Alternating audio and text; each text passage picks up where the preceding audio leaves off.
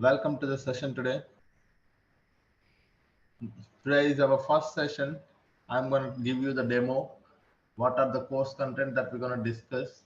And the very first thing what I will do is like today, how to create a free tier account in the GCP. That is what is the agenda today. And first, I will also tell you what is the course content that we are going to discuss in our session. Okay, so all the things related to the course content, and after that I will tell you how to create a free tier account in the GCP. First, let us understand what is a Google Cloud Platform, guys. Okay,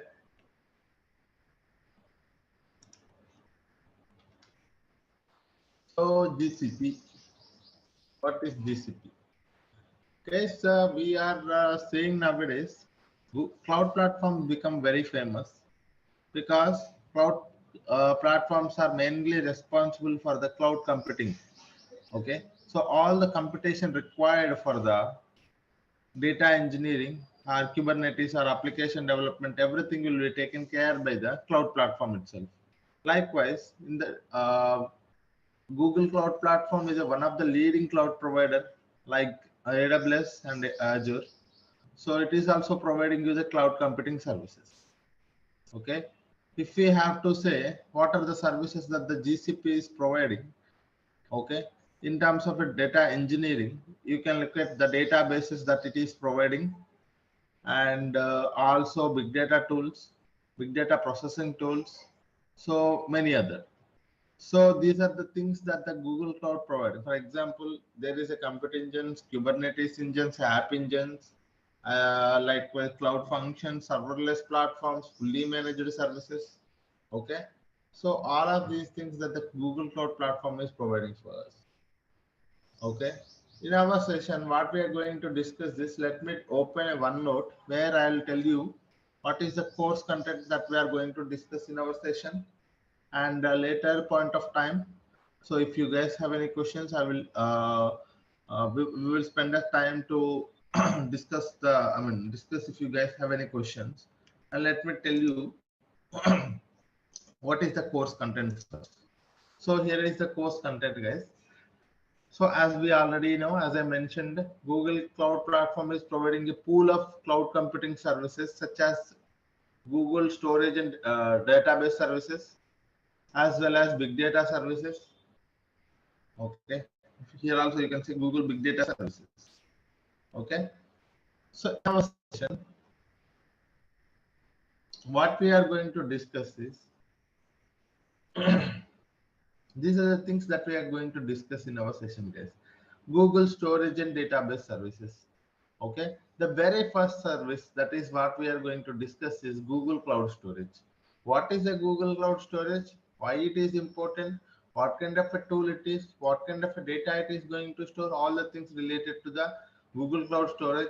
And not only that, very important things about is like security aspect, because Google Cloud is one of the scalable and secured platform. So when you say secure platform, how do you make sure that it is secure? So with the help of the access control, with the help of the retention policies, with the help of the bucket access. So all of these things we are going to discuss. And after that, we are going to look at the cloud SQL. Okay. For that one, let me actually open my pen.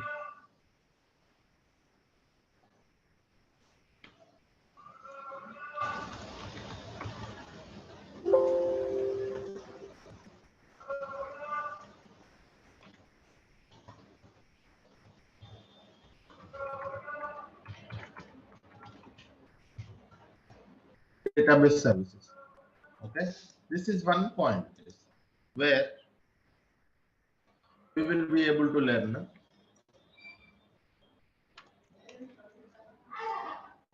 storage and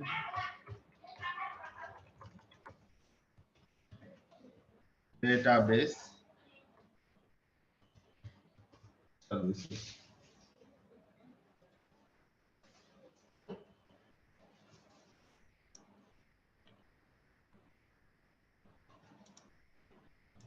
Okay, in this one, we are going to first see Google Cloud Storage. Yes, Google Cloud Storage is acting as a data lake in the GCS. GCP. So we are going to learn all the concepts related to the GCP. So it is acting as a data lake. So we will learn what is a data lake, why it is a Google Cloud Storage is having a considered as a data lake here, how much amount of data we can store in the Google Cloud Storage, all of those things we will see. Okay, and we will see practically how to create a bucket and how to upload objects and how to work with the Google Cloud Storage with from the Cloud Shell or Linux commands. So all of those things we will see, guys. And one more thing. So this is a storage perspective. What about the database perspective? So for the RDBMS solutions, RDBMS, we have Cloud SQL and Cloud Spanner, guys. So we have two services which are considered as the RDBMS solutions, Cloud SQL as well as Cloud Spanner. What is this Cloud SQL, guys? Cloud SQL is one of the fully managed services provided by the GCP for running the MySQL database, MySQL engines, as well as PostgreSQL engines, as well as SQL Server. That means if you have a on-premises MySQL, if you wanted to migrate it to the same MySQL with the same version to the cloud, you have these services available, readily available, guys. Okay, so this is a Cloud SQL and Cloud Spanner that we are going to see in our sessions. Instead, I would say here like this.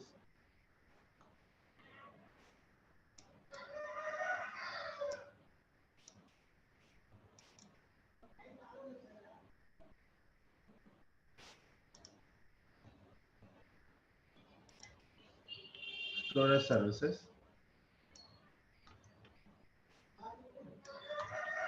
We have here RDBMS.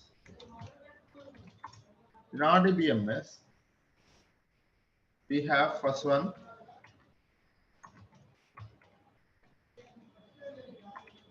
Cloud SQL, second one is Cloud Spanner. Okay, these are the two services comes under RDBMS. What about a NoSQL databases, guys? If you ask me, so in a NoSQL databases, we have a big table.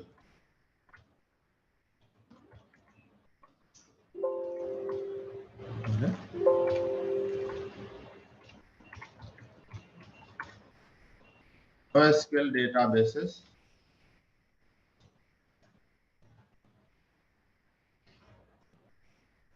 So we have big table, and we have one more thing called data store.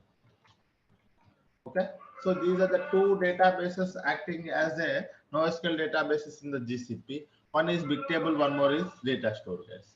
Okay, so these are all storage and database services.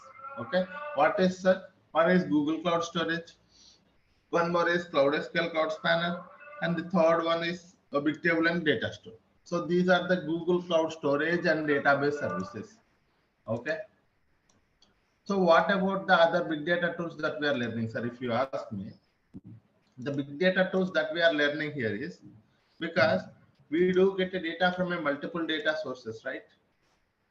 We do get the data from multiple data sources. Once the data from a multiple data sources we are going to first send it to the storage layer or a data lake or a staging layer. Once we have the data in the staging layer, we wanted to send the data to where, guys? We wanted to send the data to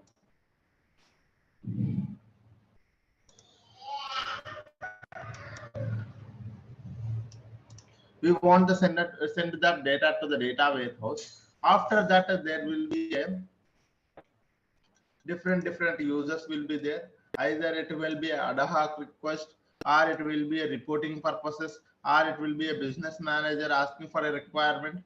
So there will be different requirements. So based on those requirements, we are going to create some insight tables on the data warehouse. Those will be used for the reporting purposes, or those will be used for the decision making purpose. Okay, so this is how it looks like this. If I wanted you to understand clearly, so here data will be first ingested into the data lake. So here it can be an RDBMS.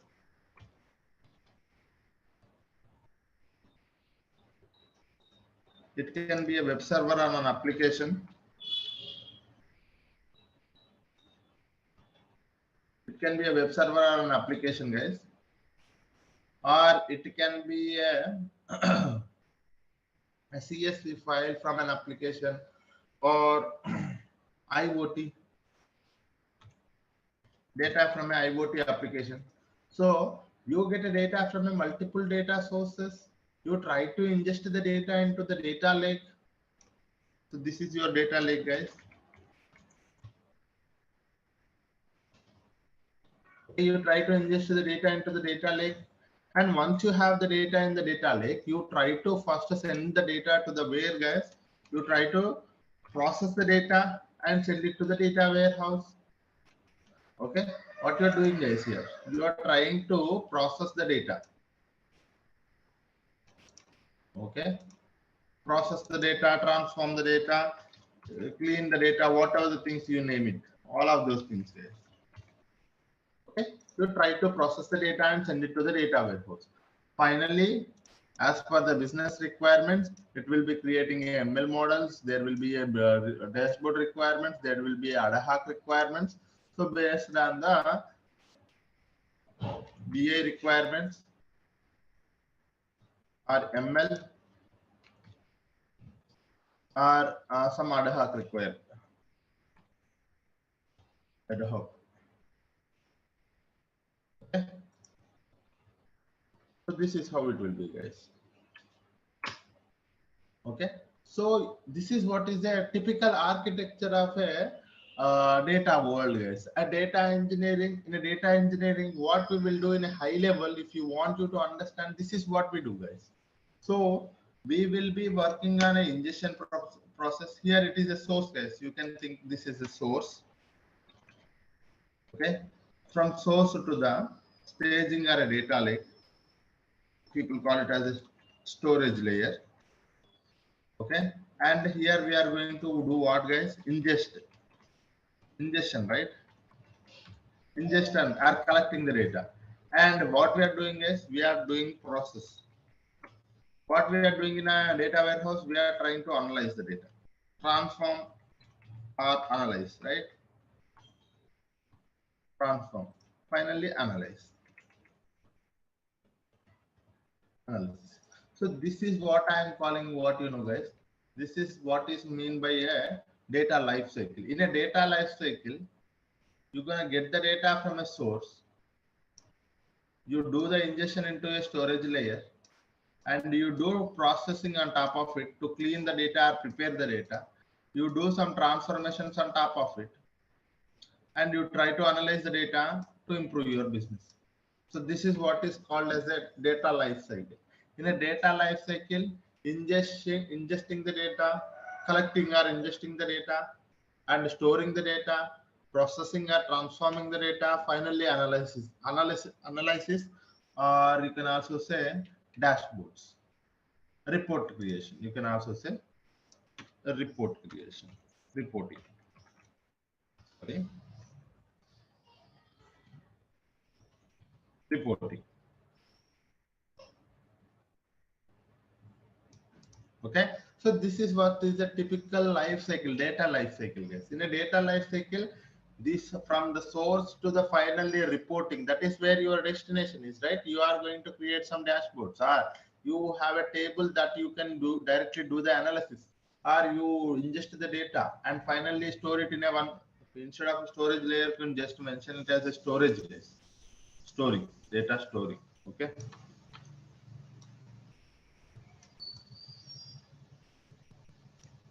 Okay, this is what it is, a typical architecture. In this one, what you are doing, you are having a data sources from here, and you are ingesting into the data lake, and from the data lake to the data warehouse. Finally, you will be having a different requests.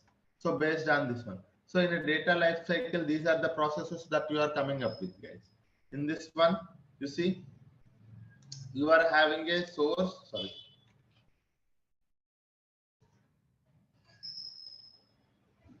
you are having a source, ingesting, storing, processing, as well as transforming the data. So this is what is a typical architecture. It will be real. This architecture is very helpful for you to understand the data engineering, guys. But here, what are the RDBMS? So, okay, sir, this is a data engineering life cycle. But you tell me, what are the RDBMS technologies that we are going to learn in our sessions? If you ask me that question, okay. So here I have mentioned here RDBMS, Cloud SQL and Cloud Spanner. Sometimes it can be a non-RDBMS as well, nothing but a NoSQL databases as well. That can be a big table or a data store. Okay. Sir, for ingestion purpose, what are the tools that we are using, sir? There are plenty of the tools for the ingestion purpose. People are using the PubSub, people are using the Kafka connector. We are going to learn the PubSub, guys. Okay. What about the data lake, sir? As a data lake, we are learning the Google Cloud Storage, guys. Okay. What is the data lake, sir? In GCP, we are learning the Google Cloud Storage that is acting as a data lake. Okay. And after that, we wanted to do some processing on top of it, right? This is also very important step, guys. This is not the very simple step. Processing. What are the processing tools that we are going to learn in our session? If you ask me, I want to mention those points here. Okay. Data processing services. Data processing services, that first thing we are going to learn is data proc for Hadoop and Spark environment. Data flow for Apache Beam with Apache Beam programming model. Data fusion for creating a data pipelines without writing any code. One more is Cloud Composer, nothing but Airflow environment, managed Airflow instance, guys. For creating a DAGs, it is a workflow orchestration tool where you create a DAGs with the help of the Python coding, guys. Very important tool. Okay, you're gonna look at the PubSub. And so these are the data processing systems that you are going to learn in our session, guys. Okay. So this is what I call as a data processing tool. Data processing tools in GCP. Okay. So if you wanted to process the data, okay, you can use these many tools. According to your requirements, sir, if I wanted to work with the data, if I wanted to work with the Hadoop environment and Spark environment, then you go for the data proc. If you wanted to work with a serverless platform and Apache Beam programming model, then you go for the data flow. You don't wanted to create a data pipe. You wanted to create a data pipeline, but you don't wanted to write any code. You wanted to create a pipeline and do the transformations without writing any code. That's where you have to go for the data fusion, guys. And one more thing, you have a plenty of workflows with you, and you wanted to manage all the workflows, schedule them, manage them, and even if something goes wrong, also if you wanted to take care of the fixing the problems, issues, you can look at the logs. So all of those things, if you wanted to have, you can go to the Cloud Composer, that is the Airflow manager instance, where you will be able to have plenty of options available. You can schedule the pipelines, you can monitor the pipelines, you can create the DAGs, you can do anything in there. And one more thing is a PubSub is an big data ingestion tool, where you will be able to streaming data ingestion tool, where you will be able to create a topic and subscription for each and every application where you wanted to get the data. So a message will be pushed to the topic, and via subscription data will be reached to the final application. So this is what is the data processing tools, guys. Okay. And after that, okay, after that, not only this one, sir. For example, in your company, you wanted to do some kind of a triggering. For example, think that in your data warehouse, you have created one table, and that table is having a lot of problems. Okay, if problems are more than one, you wanted to get an email alert. Okay, what do you wanted to do, sir? If a problem has, if the issues are more than one, you wanted to get an email alert. Okay, that is one thing. And one more requirement is like you are creating a data bucket in the Google Cloud Storage, and there will be a file uploaded. As soon as the file is uploaded to the data lake, you wanted to send it to the data warehouse by doing some transformations. Okay, so that is where one more you wanted to trigger an event. So if you wanted to do some kind of event-based things in the GCP, you have a cloud functions readily available, guys. It is a serverless platforms. You can go for event-based things. That is also we are learning, guys. Cloud functions very important tool. This is also okay. Cloud functions also we are learning. And if you wanted to manage the user and access, identity and access management, user and project management. If you wanted to manage your project and user access, that's where you have a very bigger tool. It will be available in all the cloud platforms. That is IAM, guys, very important. In IAM, what is a user, what is a user account, what is a service, what is a service account, and what is the role, what is the permission, everything, each and everything, because this will be very helpful for those who wanted to manage the access. Because as a 3 years, 4 years experience, guys, or more than that, we need to understand at least who should be having access to what. Okay, who should be having access to what, and what kind of actions he can do it in that particular service. Unnecessarily we don't want it to provide access to anyone, right? So that is where we will be taking care of all the user access as well as the project management with help of the IAM. IAM is a very authorization tool, I would say. Authorization tool in the GCP. Not only in the GCP, it will be available in the AWS as well as Azure as well. Okay, identity access management, guys, that is also we are learning. So you will be able to see here data lake, cloud spanner, cloud SQL, cloud spanner, big table, data proc, data flow, data fusion, cloud composer, pubsub, cloud functions, and user and access management with the help of the IAM. So these are all the tools that we are going to learn in a very detailed manner. Okay, data processing is here. And I sorry guys, I actually forgot a very important tool, that is BigQuery. That is our data warehouse, right? That is also comes, actually that is not a data processing tool, that is a data warehouse tool. It is a BigQuery.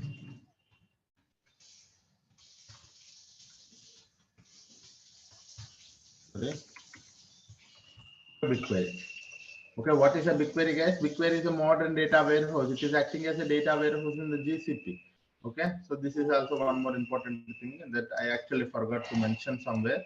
So this is a very important tool, sir, comparatively.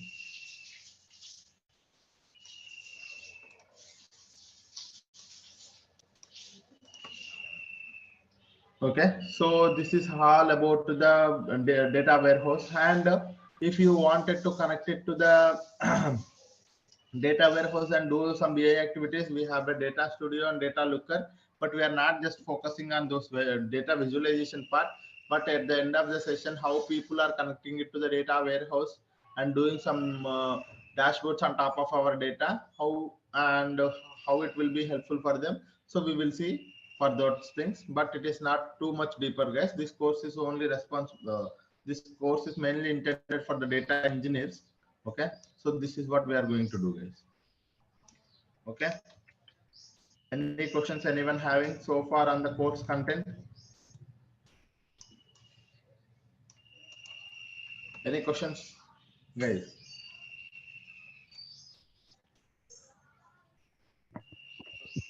Yeah, hi Sadhul, good morning. Yeah, good morning everyone. Yeah, So in this course content, did you cover all kind of like a AD authentication, like Active Directory part is or not? so that is comes under IAM. Yes. Okay.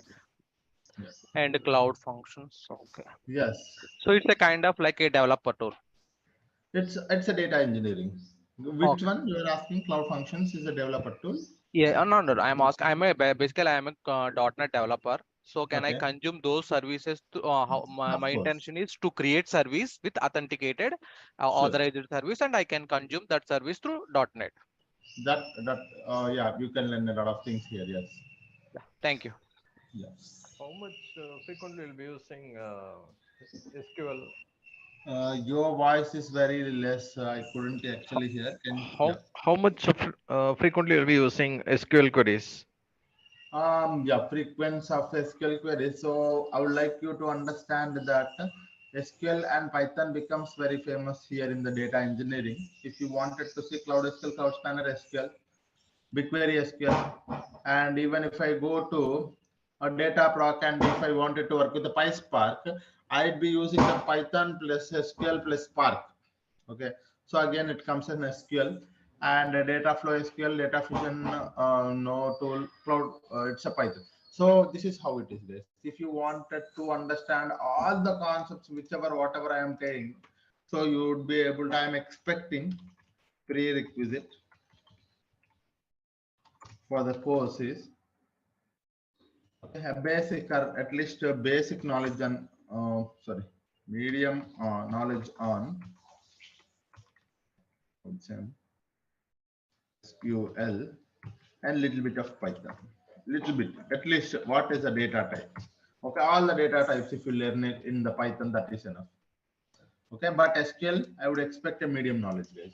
Okay, so it is, SQL is very important. And as a data engineer, if you wanted to grow, SQL is very much important, and you should be able to understand all the concepts. For example, what are those concepts are? All the data types, was actually how to create a table, how to delete and update table. Those things are DDL commands and DML commands, and aggregations. Okay, so basic, I would say. So the concepts that you can focus on the SQL and Python, I would like to explain here, guys, so that if you are familiar with these concepts, you are well and good. Okay, in SQL. Okay, so all DDL and DML. So these are the basic things. I know you have to just to focus on how to create a table, how to delete a table, how to truncate a table, how to update a table, these things. Okay, and after that I would expect you to have a aggregate, learn about aggregate things, aggregate functions. Okay, and one more thing is ranking functions, and the fourth thing is we have table. So there is a temp table, common table expressions, and there is also one more concept, so we focus on that as well. Temp table, common table. In a temp table, there is a local temp table, global temp table, and the common table expressions. So these things, CTE. And the fifth thing, I forgot one more thing. Yes, mainly, guys. So join. Okay. Unions, group by, order by. Okay, group by, order by. I think this is it. If you are just are coming up, if you are focusing on these things, that is enough. In aggregate function, min, max, count, all of those things. Ranking, row number, a dense rank, a rank function, all of those things. And temp table and cities, joins. You will be at least inner join, left join, right join. That is enough. Unions, union and union all, group by, order by. I think this is enough, I believe, for the SQL, guys. Okay, if I remember anything, I will tell you. For the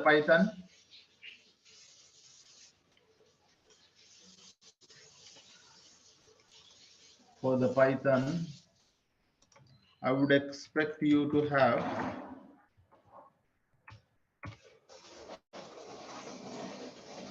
first thing, data types, guys. All the data types and differences. Very important thing. It actually takes a lot of time to understand these data types. And okay, then the very next thing is like aggregate functions. How do you do it in the aggregate function? Okay, if you get a time, look at the map and reduce. And if you still get a time, just focus on pandas framework.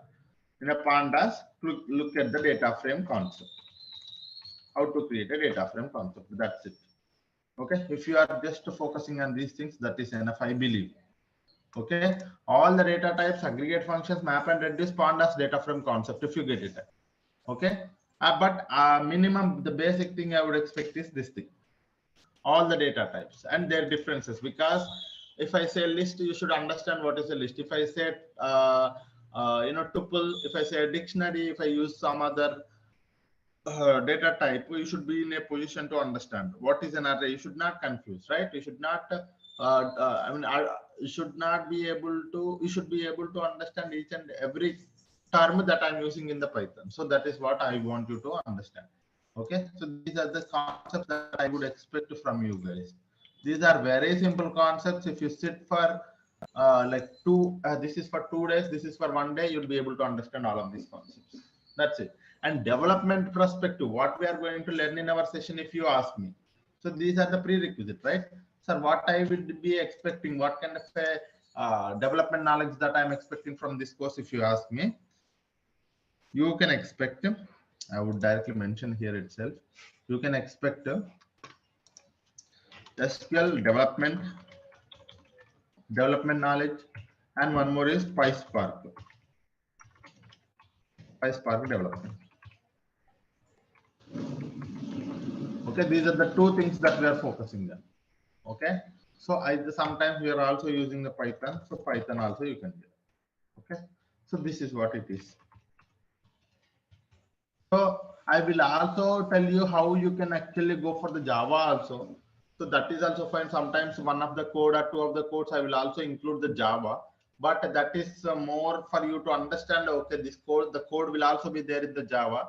But the thing is like our main focus is on SQL and Python for the data engineering, guys, because it will be really helpful for you if you wanted to grow your career in a data scientist level or a machine learning mode. Because as a data engineer, if you work for the next 2-3 years, you will be able to easily enter into the data scientist roles, or you can also go for the machine learning roles, because it is actually one another linked, guys. Okay, so this is what is a prerequisite that I would expect from you guys. Okay, this is the thing that I would if you wanted to, sir, what are the concepts that I have to go for before coming to attending these sessions? What are the sessions? What are the things that I have to recapitulate? If you ask me, these are the things you recapitulate, guys. Okay, go for recap. And we will be learning SQL development, Python, PySpark, all of these things. No worries, because SQL will be used in most places. Python will also be used in most places. Okay, so that is one more thing. And we will also be looking at different formats, guys, CSV, Parquet, and big data formats. So I will also be telling you what are the difference between the big data formats. So because in the interviews, some people are asking me if you are working on a big data development, so did you work on the Parquet, and what is the main advantage of using the Parquet? Those kind of things also we will discuss in our sessions. That is not a problem. And I think that is enough, guys. If I missed any questions, okay, I think, yeah, roles roles offered after this course. Like once I have completed this course, what are the roles I am eligible? If you ask me, you can go for the data engineering roles. You can go for the Google Cloud platform and GCP engineer, GCP data engineer, as well as big data developer, PySpark development. You can able to work in the PySpark, because we are not just working in only one area, guys, right? So you can see each and every tool itself, it is a one project, guys. So data project will be there, data flow, data fusion, composer. So these are all roles itself. Okay, so some data engineer working on a data proc, some data engineer working on a BigQuery, some data engineer working data fusion, some data engineer solely working on creating a data. So this is how it will be. And some people working on RDBMS data migration projects. Okay, data lake projects. So these are all things are related to the data projects only, guys. And after this, all the concepts are covered. Okay, during our course also we are going to cover many projects. So few projects are covered. I mean, once for example, if I am talking about a data proc, while I am doing the data proc, I will be able to cover the project as well. So what are how many projects that we are covering? If you ask me, guys, we are going to cover almost 4 to 5 projects, real-time projects. And one more thing is like these are real-time projects you can able to put in your resume. That is one point.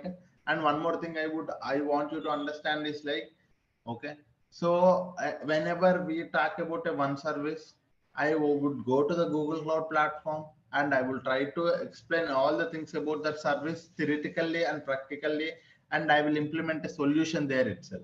So what you have to do is like you take some time, in the day, and you have to practice the same thing so that you will be able to understand, because practice gives you a lot of knowledge, guys.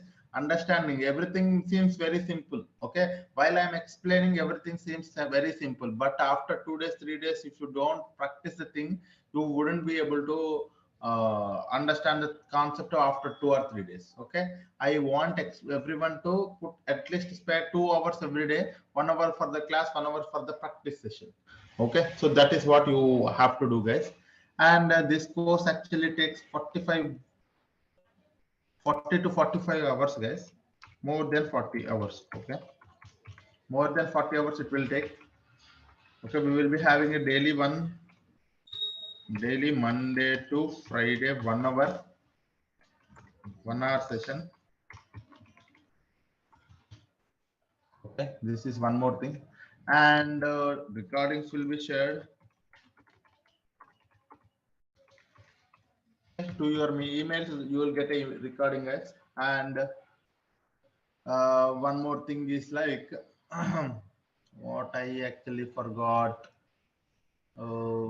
Course duration, course content, daily 1 hour session. I think this is it, guys. Okay. Okay, this is one thing. And someone is asking me, if you guys have any questions, you can ask, guys. Floration, do speak, please. Hi, sir. Good morning. Yeah. So the thing is that no, I am a VMware guy. Come from last 8 years, I'm working in VMware. So this platform is completely new to me. So is that a good decision to go for that this course? Yeah, it will be really helpful for you guys for going to this course. It will really helpful for you. And because why I'm saying is like a data engineering is a foundational course. And one more thing, in our course, I will be starting from very basic to the advanced. I cover sometimes what is the data. I mean, because when we talk about a relational databases, I would talk about what is the data, what are the classification of the data, what is meant by structured, unstructured, semi-structured data, and one more thing is like what are the types of databases available, DBMS, RDBMS, and NoSQL databases. So from starting very basic to the advanced level, where we will be able to automate the data pipelines. Automation, until the automation we will be covering Yes. every aspect. So this course will be really helpful for you if you wanted to build your career in the data engineering. Data engineering is not simple, guys. One more thing I want you to understand, very trending technology, very trending. As data keeps on grows, data engineering will be a very trending and hot job for getting a lot of opportunities. First thing, because data keep on grows, data engineer will be in a trending job. Okay, and there will be a plenty of opportunities and highly paid job, guys. If you go and look at the highly paid jobs in the world, data engineering is one of the job which is a highly paid jobs. Okay, yeah. Someone is Okay. asking So for a duration. The course duration is 40 plus hours, and course fee you can able to contact the team so that they will be able to help you on the course fee, guys. Okay. So one more thing, sorry for interrupt. One more thing. Yeah. So as you mentioned, the prerequisite that SQL and Python is needed. So, but I don't have that knowledge. That's the reason I'm getting. So that is the reason. There are people here who does not know the SQL. There are few of my students who does not know the SQL and Python. But what I suggested them is like the only thing. Why my point of mentioning the concepts here is this one. You take a snap of this one. If you wanted to build your career in the data engineering, you take a snap of this page and look to go to the Google or YouTube or anywhere. There are plenty of resources for SQL and Python. Only focus on these concepts. I'm telling you, it wouldn't take 3 to 4 days. Okay, getting the basic knowledge on these concepts, it wouldn't. That's the reason I have mentioned here the concept. There is no point of mentioning the concepts if you guys already know it. So there are few people who does not know the SQL, who does not know the Python, but still they wanted to enter into the data engineering world. So that is why I have mentioned here the SQL concepts and Python concepts. You take a snap of it and keep it with you. And we will be going to the deeper concepts. It takes 1 week or 1.5 weeks when we enter into the deeper concepts, main concepts. Meanwhile, for this next 5, 6, 7 or 1 week plus 10 days, you will be able to focus on these concepts and get a knowledge on it. Okay. Okay. Yeah. Thank you. Yeah. MySQL or MS SQL will be Both are using. same. All are same. Both are same. No worries. Yeah. Okay.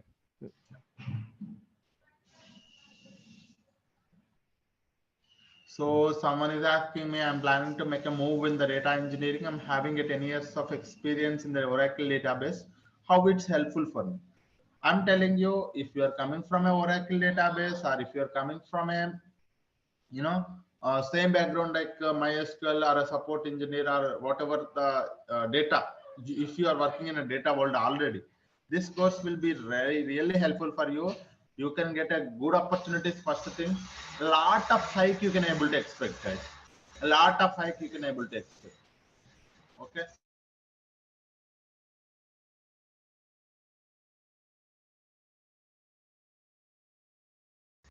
Okay, so you can expect a good opportunities, and you, if you wanted to be in a trending job, this role really help you. You worked on my Oracle DB. It is kind of a very good job, but you wouldn't be able to get a high XR. You wouldn't be able to get a laptop opportunities if you wanted to try it out. But data engineering is a very trending job. After 10 years, you wanted to again switch a job. It is again very trending. So it will be there for next 10 to 15 years. Data engineering in a very good position, guys. But this is one thing. And what is the course fee and who can help us to let us know? So for the course fee, guys, you can actually go for, okay. Um,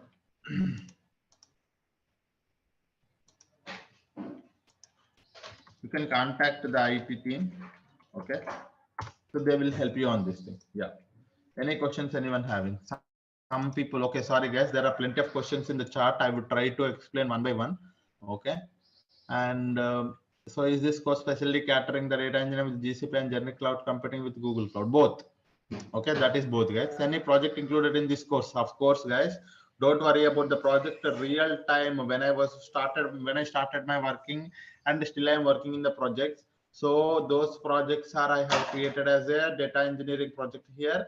Even with the triggering and cloud functions also I have created how actually the cloud functions will be used in the projects, how a BigQuery will be used in the projects. So those are real time things. You need not to worry about it. How long this course is helpful for you? Sorry, might have missed as you just joined. And this course will be a 40 to 45 hours, close to 2 months, guys. You can think of this course takes close to 2 months. We will use SDK, guys. I sometimes tell you how to install the SDK and all of those things. Yeah. Did you cover cloud computing engine? Yes, cloud computing engine. What is a cloud computing engine? What is a Kubernetes engine? What is the app engine?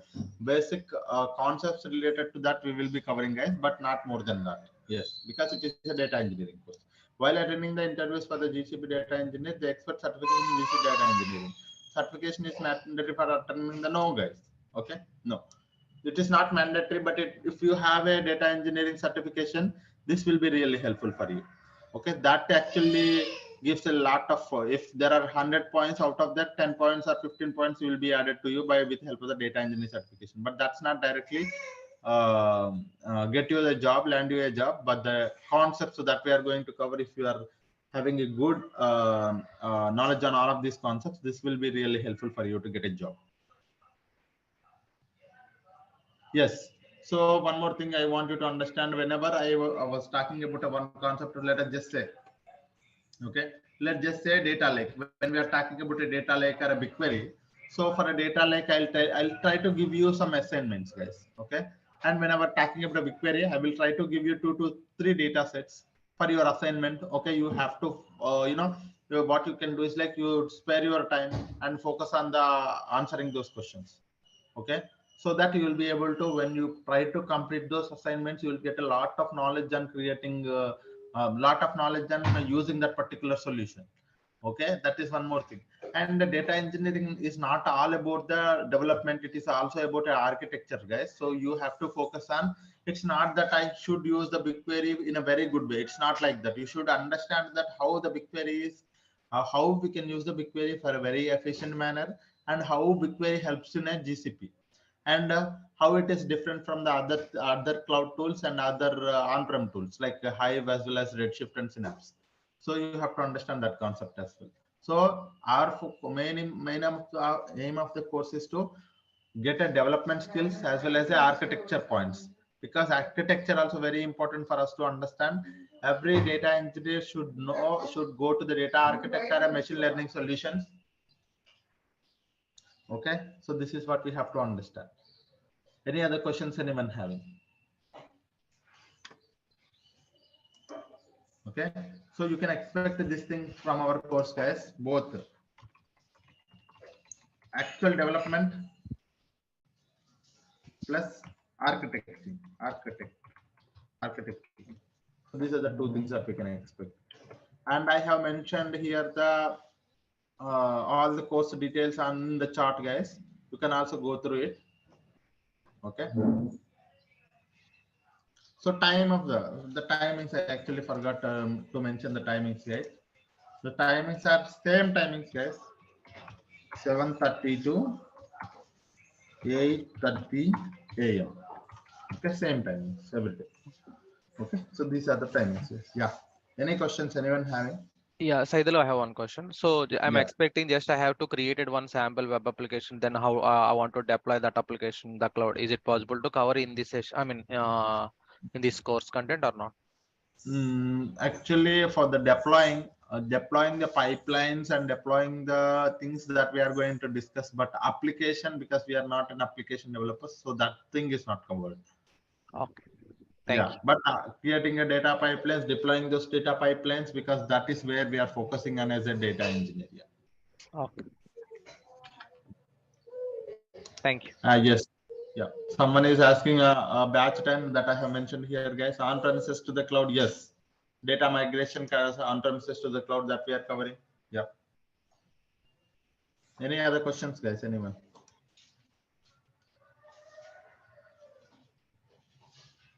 From tomorrow onwards, we will be having a initial classes, guys. Today is a demo class, right? So that's the reason. Yesterday's we had a workshop. Today we are having a demo class, first demo. So in the first demo, I'm telling all the things that we are going to cover in our session. Tomorrow, I am going to start with the Google Cloud Storage. So before that, I want you to understand how to create a free tier account. Okay. So I would tell you tomorrow itself. Okay. It wouldn't take more than 5 minutes or 10 minutes. Okay. Tomorrow I will tell you how to create an account. And this is an course content and everything, guys. If you guys have any questions, you can ask me. Otherwise, if we have time, I will tell you how to create a free tier account today itself. Yeah.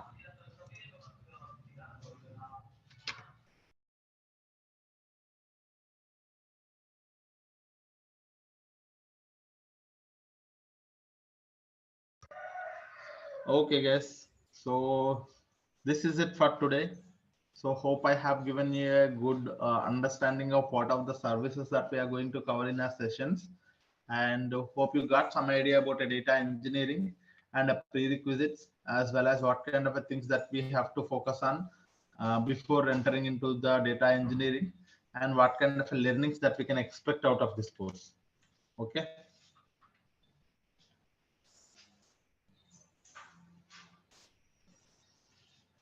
Okay. So there will be a comparison, guys. So someone is asking AWS to the GCP.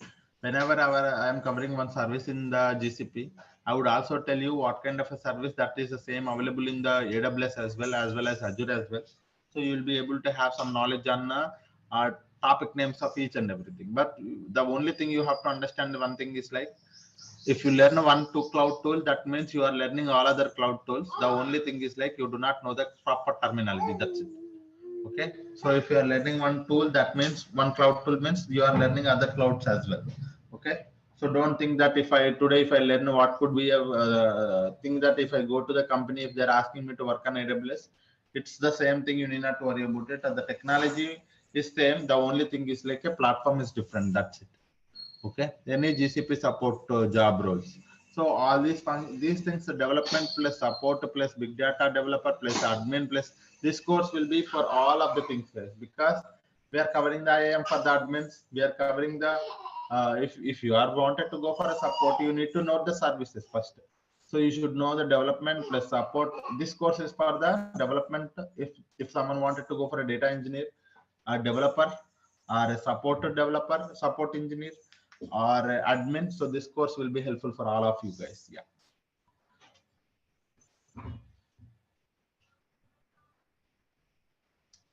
Okay, guys. Any questions? Okay, guys. Thank you all. Okay, it's so it's almost 8:30. So I'll be here for next 2 minutes. If you guys have any questions, you can ask me.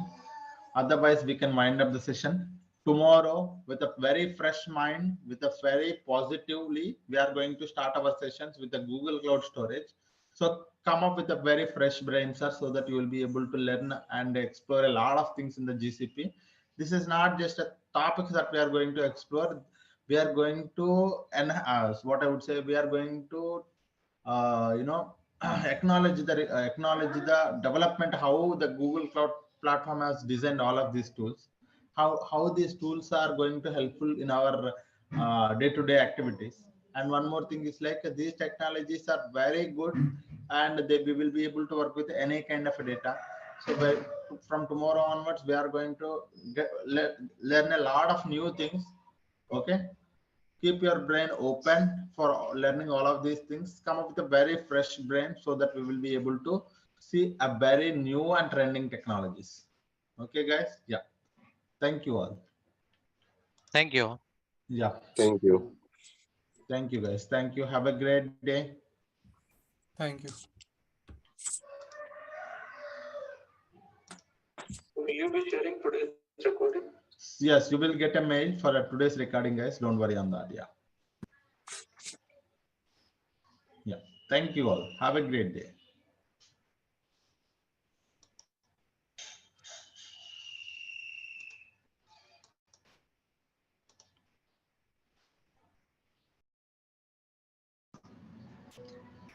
Hello, everyone. Good morning. Welcome to the session today. Hope you guys are doing good. So, yesterday we had discussed what is the course content and everything. Recording in progress. Right? From today onwards, we're going to discuss the very first topic, that is in a GCP, we have a GCP database landscape and big data landscape. So one by one, we are going to start with. So in a first half, I'm going to explain few concepts related to the databases, that is our Google Cloud Storage. And after that, we're going to start with at the second of our session, I will tell you the how to create a free tier account in the GCP, so that you'll be able to create a free tier account. After that, you'll be able to practice what are the sessions that we are having in. So let me start with the session today. So in the GCP database landscape, this is the agenda, guys.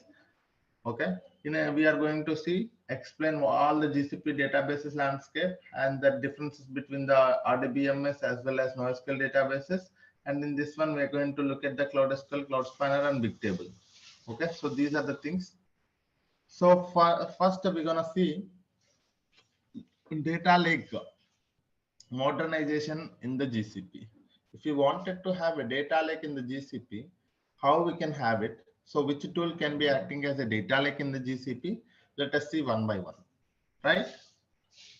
So yes, we already know what is a data lake, guys. A data lake is a centralized repository to store the data.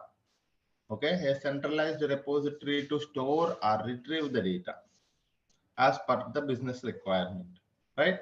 So what kind of a data we can store, guys? You can see here. We can store structured data, semi-structured data, unstructured data. We can store either if it is a batch data or streaming data. It should be able to withstand for SQL, ML, and searching. We can able to store on-prem data, cloud data, and data. So it is a scalable and secured platform to store the data, retrieve the data for further analysis or processing purpose. So this is what is a data lake, right? We have seen what is a data lake. Let me try to tell you what is a data lake from my notes. This is my notes, guys. Where is that?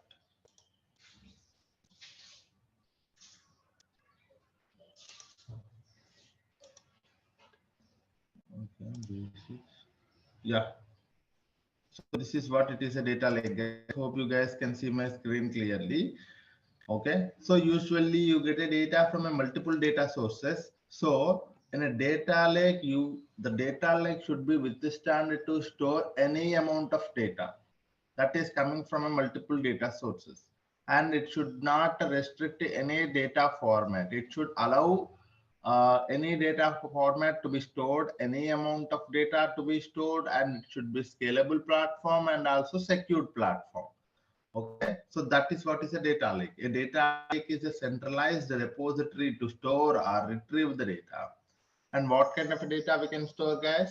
Any kind of data we can store here. Okay, and do we have any restriction on the number of files that we can store here? No, there is no restriction on the number of files that we can store in the data lake. Okay, and it is a scalable and secured platform, right? So this is what is the definition of a data lake.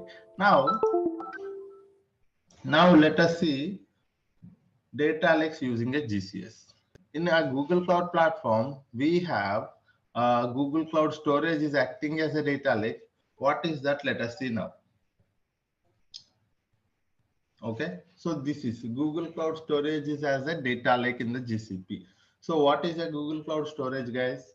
So let me go to the paint and try to explain you guys one by one.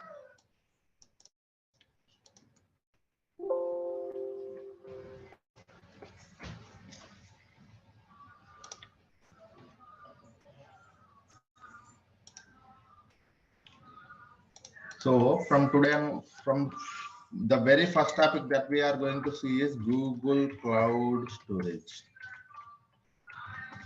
What is a Google Cloud Storage? Let us see first.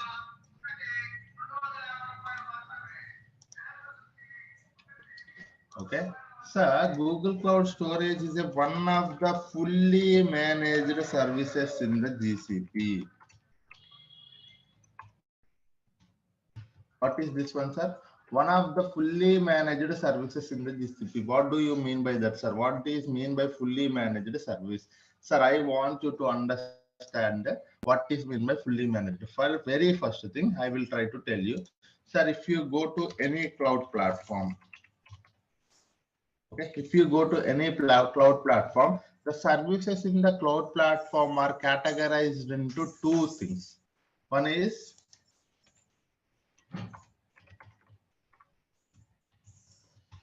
managed instance,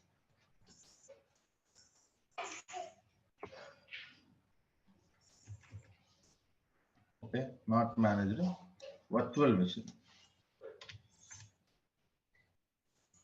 Second one is managed instance, and third one is serverless. Okay, sir, VM based. People call it as a VM based. Okay, these are the three categories. If you go to any cloud platform, the services in the cloud platform are categorized into three. One is VM based services. One more is managed services or fully managed services, and third one is serverless. What do you mean by that, sir? In a VM based services, okay, for example, look at your laptop. In your laptop, if you wanted to work with any of the Python coding, or if you wanted to develop one application, what do you do, sir? You manually download one software like Python application, and you will provide some resources to that, and you will try to install that, and after that you go for the application development. What do you do, sir? Whatever the requirements, whatever the resources, whatever the infrastructure required for your entire application development, you as a person taking care of it, taking considering from the laptop itself. So you need a laptop. That laptop needs to have some kind of resources, and that laptop will have its own configuration. And on top of that, you will again download an application and install on top of your laptop, and again you try to develop an application. Likewise, in a VM based, an entire virtual machine will be given to you, so that an entire virtual machine will be given to you. 1 minute, guys. Sorry, I'm getting a call. 1 minute.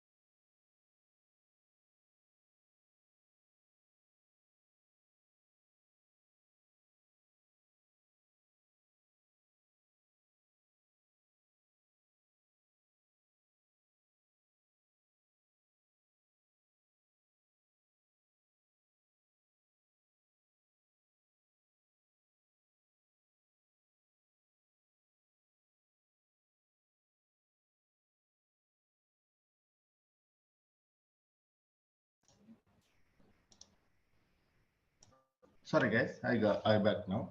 So there are three categories in the cloud platforms. One is VM based, managed, and serverless. But before this one, if you wanted to understand, there is a one more category which is not a cloud platform. That is non-cloud platform. That is, we call it as an on-premises, right? So we have a one more thing is also there, that is on-premises. It is not a cloud. In on-premises, if you wanted to work with any of the application development, you have to manage your physical infrastructure. Okay. Physical infrastructure you have to manage. Again, if you need to have a separate environment, you have to manage your virtual machine. Manage the virtual machines. Manage the VM. And again, if you wanted to work with an application, you have to manage your application. Okay, because you have to download, install, all of those things. Again, you are the person need to develop the solution.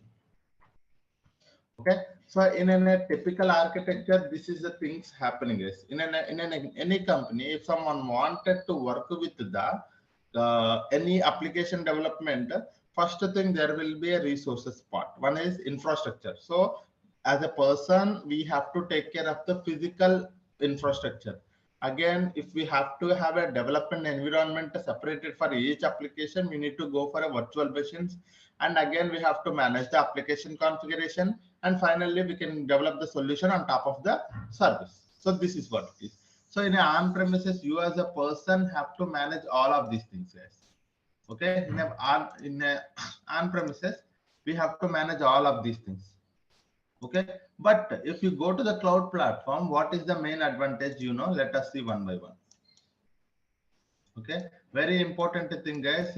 No one will tell this point, but you have to understand, because somewhere you are seeing a VM based services, somewhere you are using a managed services, somewhere you are using a fully managed serverless platforms. So now you will be able to understand the concept of this one. Okay, in a VM based, you need not to manage the physical infrastructure, because the physical infrastructure will be provided to you in the form of a virtual machine to you. In the cloud platform, you need not to manage the physical infrastructure, but you have to manage your configuration for the virtual machine. You have to manage your application platform as well as development. Okay, in a VM based services are hosted, people also call it as a hosted, guys. VM based are hosted services. In this one, you need not to manage the infrastructure here, because infrastructure will be provided to you in the form of a virtual machine. And after that, managing the virtual machine, managing the application, and developing a solution is on you. Okay, but who will be taking care of the physical architecture? The cloud platform will be taking care of it. And if you go to the second category, that is managed services, the physical infrastructure will be taken care by the cloud platform, and managing the virtual machines also taken care by the virtual platform, and only the application and development will be taken care by you.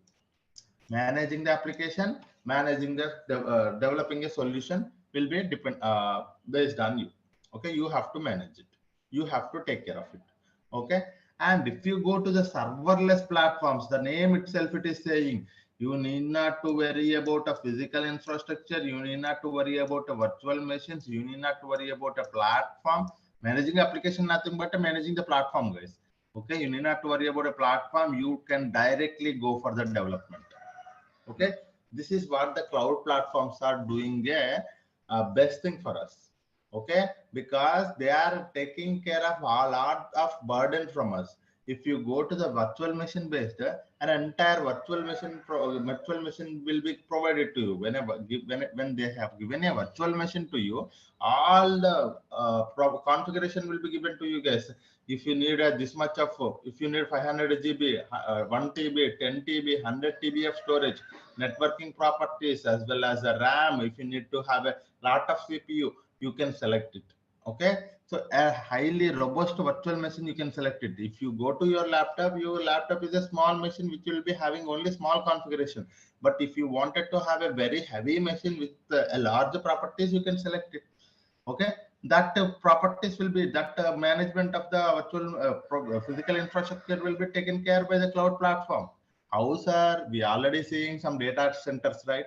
Google have its Google data center, Amazon having its Amazon, and that's where they are managing the physical infrastructure and managing the virtual machine, managing the application, and developing an application will be on you when you go to the VM based services. If you go to the managed services, physical infrastructure as well as managing the virtual machine will be taken care by them. Only the application development, application and its development will be upon you.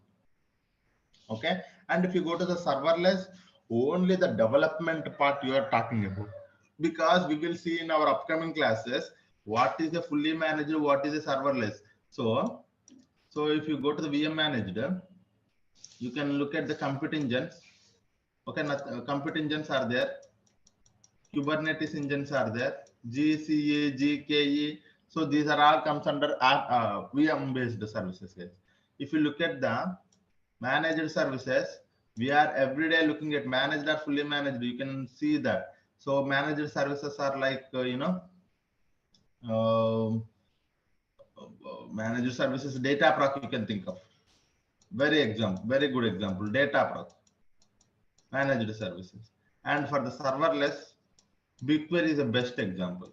Dataflow is a one more example. So you need to categorize the services in such a way that it will be very helpful for you to understand it.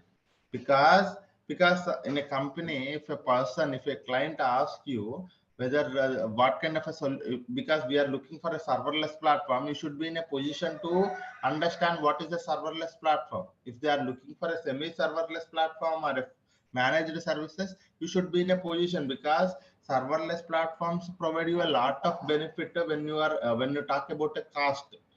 Okay, when you talk about a managed services, the cost will be okay, and you have to manage some amount of things like managing the application. So there is some burden on you managing the application. So you have to take care. Your team has to take care about managing the application. But when you go to the serverless, your team need not to worry about application management because you can directly go for the development. All other things like physical infrastructure, managing the virtual machine, managing the application will be taken care by the cloud platform itself. If I talk about a GCP, the same thing. Okay, we have a cloud platforms. When I say a cloud platform, we have a GCP is there, we have AWS is there, we have Azure is there. It is common for all of these things, sir. It is not only this concept is similar, this concept is same for all of it. Is in general concept. Okay, now you got it. What is a VM based, what is a managed, what is a serverless. Now, if I go to Google Cloud Storage, it is managed or fully managed. Fully managed is also called as a serverless, sir, sometimes. Okay. If you go to the Google Cloud Storage is a fully managed service. Okay, what is that, sir? It is a fully managed service. What does that mean? It is all the infrastructure required for the, okay, all the, you can also say it is actually a managed service or fully managed. Actually, I can't. This one. Okay, so a managed service. When I say a managed service, all the infrastructure, physical infrastructure, as well as the virtual machines will be taken care by the GCP. Okay, what are the rest, guys? You have to create your own application. Okay, when I say application, how the Google Cloud Storage operates, you have to understand. Then only you will be able to understand the what is meant by fully managed service. Because I know that Google Cloud Storage is operates with help of the bucket and files.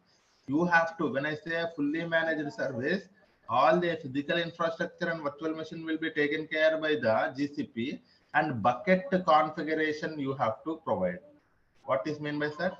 You have to provide the bucket configuration. When you provide the bucket configuration, a bucket will be created for you. Okay, and after that you can upload files, you can go for the development. When I say development for the GCP is creating a file or uploading a file, uploading a lot of files, creating many buckets, so like that. Okay, what is meant by fully managed? All the resources as well as infrastructure will be taken care by the GCP itself. So for that point, I have explained all the things, guys, because this terminology will come all the time. So that's the reason I have told, I have tell, I have explained here. Now,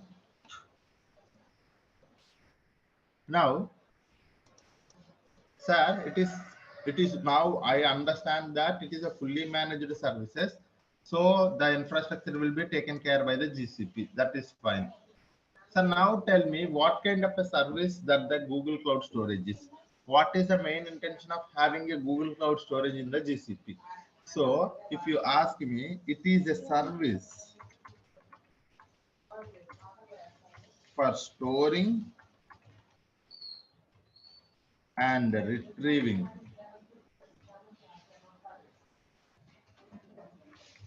the data.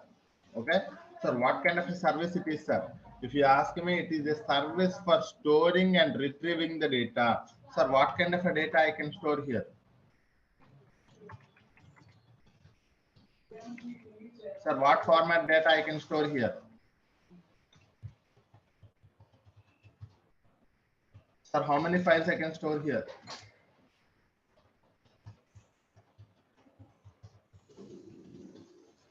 Okay, sir, how much amount of data I can store here?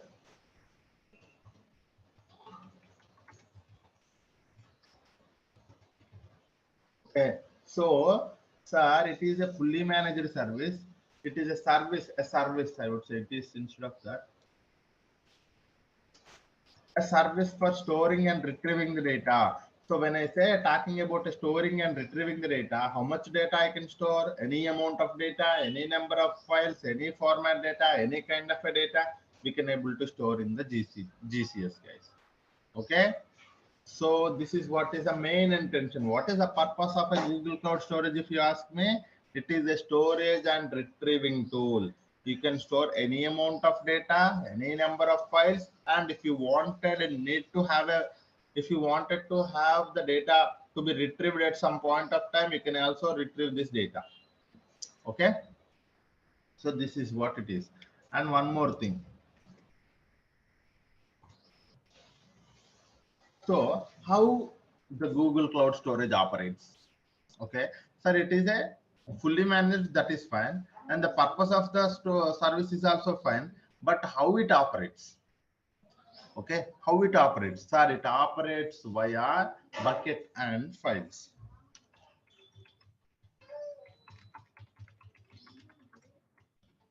Okay, it operates via bucket and files. Sir, some people does not know what is a bucket. I want you to understand this terminology now. Okay. Sir, what is a bucket? Sir, a bucket is a container. The terminology is this one, sir. Bucket is nothing but a container, or some, if you does not know what is a container also, you can think of your folder. Okay, a container is not, a bucket is nothing but a container, and terminology for the object is nothing but a file of any format. Okay, so this is what is the terminology, sir. Now you will understand. So in a Google Cloud Storage, we are storing something and we are retrieving the something. So how the Google Cloud Storage operates? Sir, in a Google Cloud Storage, it operates via bucket and objects. I should mention here objects, not files, because the terminology is an object. Okay, it operates via bucket and objects. Okay, what is a bucket? A container or a folder. What is an object? A file of any format. So what does that mean, sir? If it is operating via bucket and object, do I have to create a bucket to store the objects? Yes. So you have to create, we have to create to store the objects. Okay, we have to create a bucket. We have to create a bucket. So any number of buckets you can create it, any number of files you can upload it to one bucket. So this is what is it. This is how the Google Cloud Storage operates. Okay, how the Google Cloud Storage operates, sir? A Google Cloud Storage operates via bucket and objects. So in a terminology, what is a bucket, sir? A bucket is nothing but a container, and an object is a file of any format.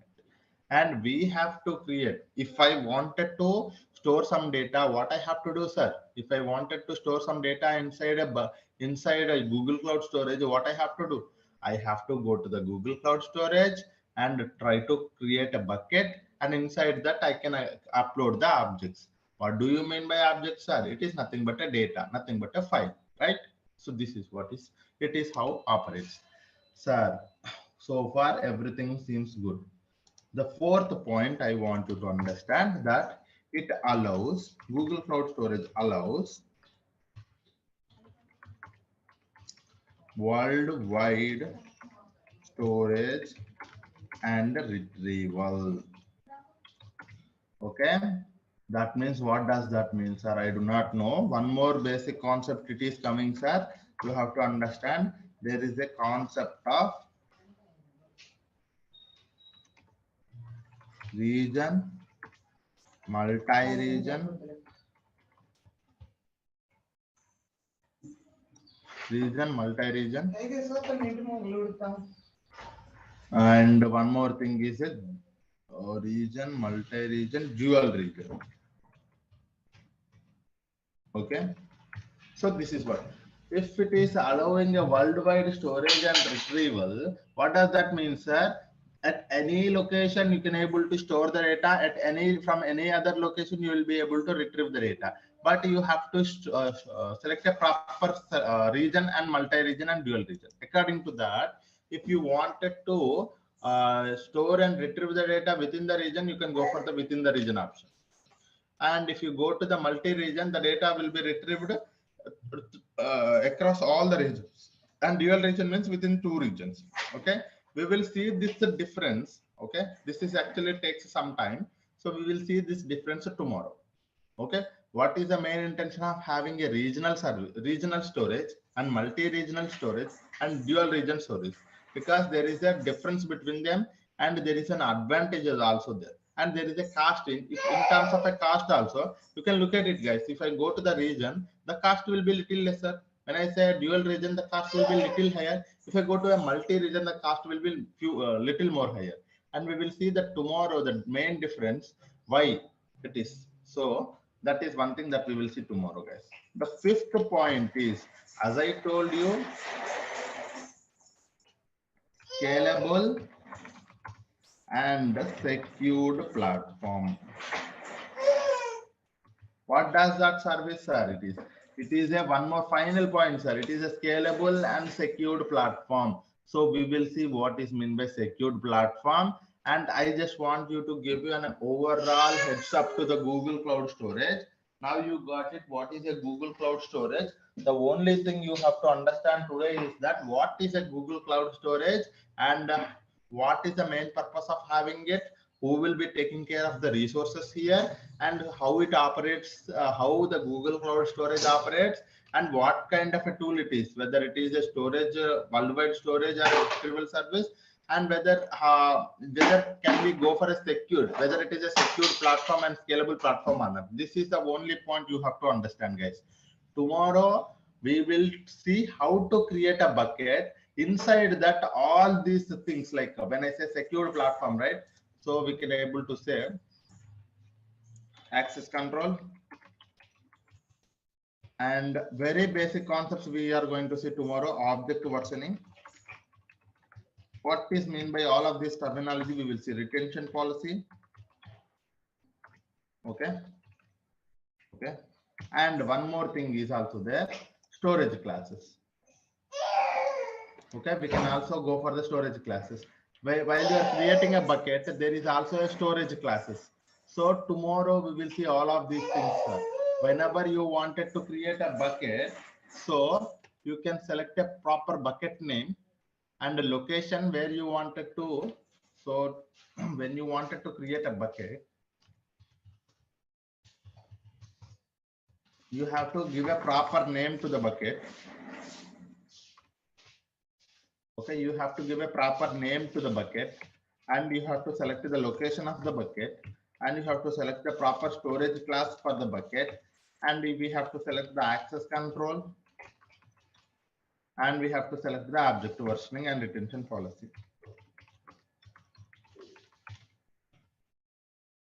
retention policy. Okay, tomorrow we will see in while we are creating a bucket, all of these concepts we will see because these are the practical concepts. Okay, so what are these? How we have to give a proper name to the bucket, because it is not directly, sir, I can give any name. Okay, it is not like that. It has to be a globally unique name. How to select a location? When I say select a location, we know that we have a region option is there, we have a dual region option is there, we have a multi-region option is also there. And storage classes, there are 4 storage classes like standard, nearline, cold and archive. Access control also we have 2 options. Access control at rate bucket level, access control at rate object level is also there. So we have to see all of these things while we are creating a bucket. Okay, today hope you got some idea about a Google Cloud Storage as well as the different varieties of the services in the cloud platforms. Okay, yeah, any questions so far on the Google Cloud platform, guys?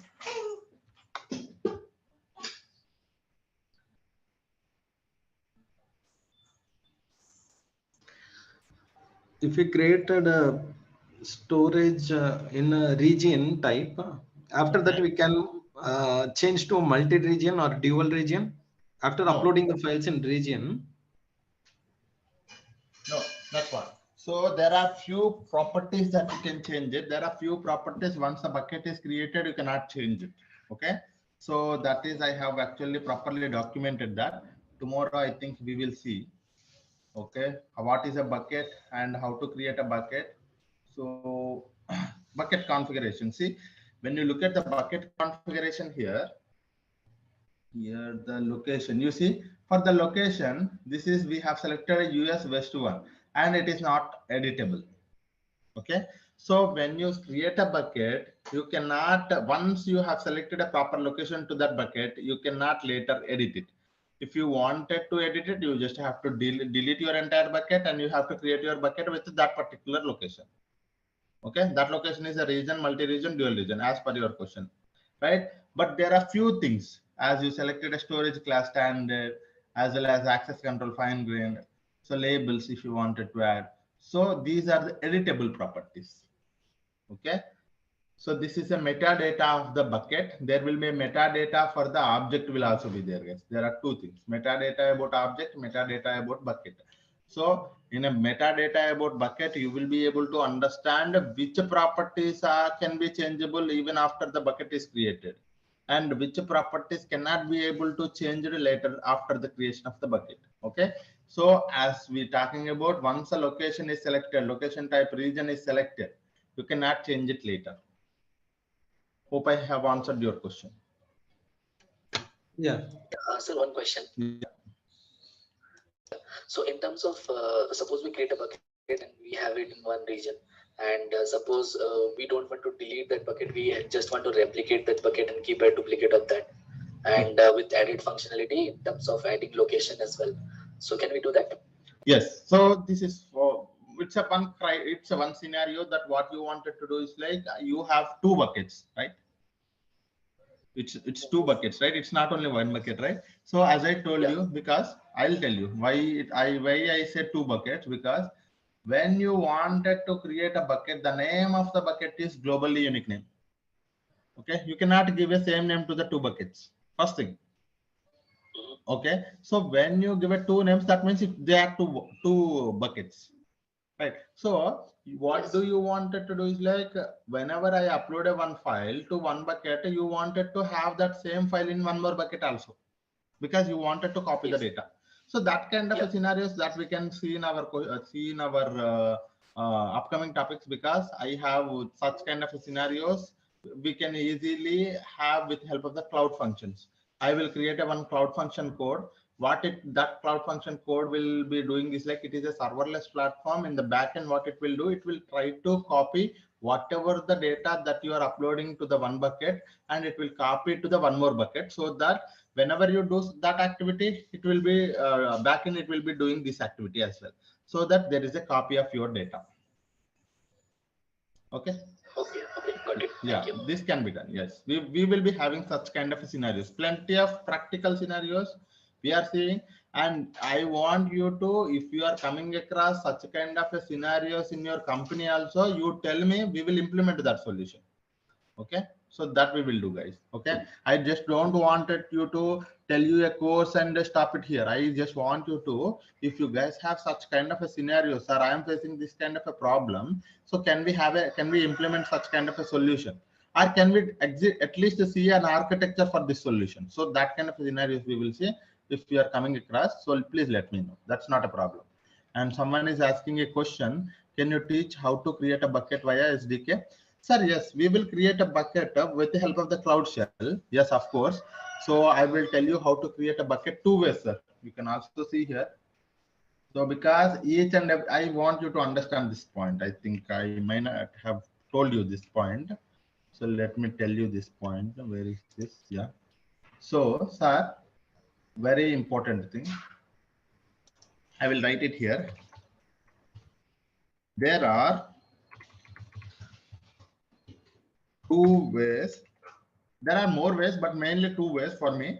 Two ways to interact with GCP services. There are actually two ways for me.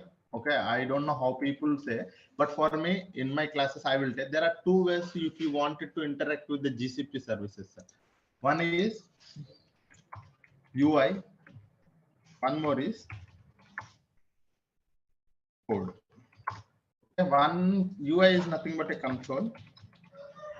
Code is nothing but a Cloud Shell or Cloud SDK.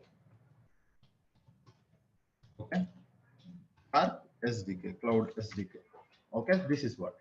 In UI, we know that how we are interacting with the help of the user interface, nothing but a drag and drop, clicking something. That is what is a UI. If you wanted to interact with the services, if you wanted to use any service in the GCP, you can go with this way. Okay, this is a manual process. Sir, I wanted to create a bucket, or I wanted to delete something, or I wanted to interact with the Google Cloud Storage. You can also interact from the code, that is Cloud Shell or Cloud SDK, from anywhere. So these things also we will be seeing, guys. It is not that we are also looking, because I wanted to understand the concepts via UI, but tomorrow I wanted to automate it with the help of the code, because we are not just stopping here, because there are professionals who are automating the processes. Automating can only be done with help of the code. So there are two ways to interact with the GCP services. Keep this in mind, sir. Whenever you are getting any doubt, anything can be done with help of the UI, anything can be done with the help of the code. Okay, creating a bucket. Tomorrow, if I wanted to create a bucket, yeah, sorry. Through code, we can use REST API also. Yeah, through REST APIs also we can use it, but most of the people using these things. So even I am covering these two only. That is the reason I have mentioned REST API is also there, and there is also one more thing is also there, mobile application also. But most of the times we will be using this thing only. Even in the companies also, people use UI as well as Cloud SDK or Cloud Shell. Yeah. Okay. And one more question: any Terraform Ansible tools required for automation? Sir, no. Any Terraform and Ansible tools required for automation? No, sir. Our main intention is to have a data to be created and automated with the help of the pipeline. So that is what we are going to do. That is SQL plus Python is enough for this course. Yeah. Okay. Yeah. In real time, we will be creating the bucket, or admin team, they will create the bucket and hand over to us. No. So there are two ways. So if you go to, there are two, it depends upon your company, guys. If you go to the MNC companies, you will be having a dedicated team for the admin. So they will be doing the admin activities. Admin, I would not say admin. So there are two, admin, or you can also DevOps. Okay. They will be taking care of the resources, infra related things, they are taking care of it. Okay. But if you go to the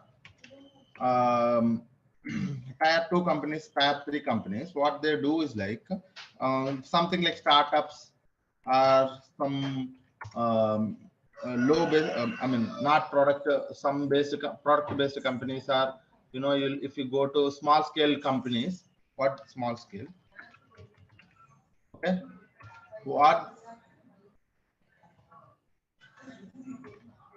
What they do is like they will provide an entire, because it is a small startup company, and you have to do everything on your own. In that case, you will be getting a chance to work on the UI. You will be getting a chance to creating a bucket, anything. You yourself have to work with the admin activities as well. That means IAM, all of those things, and permissions, roles. You yourself have to create a bucket.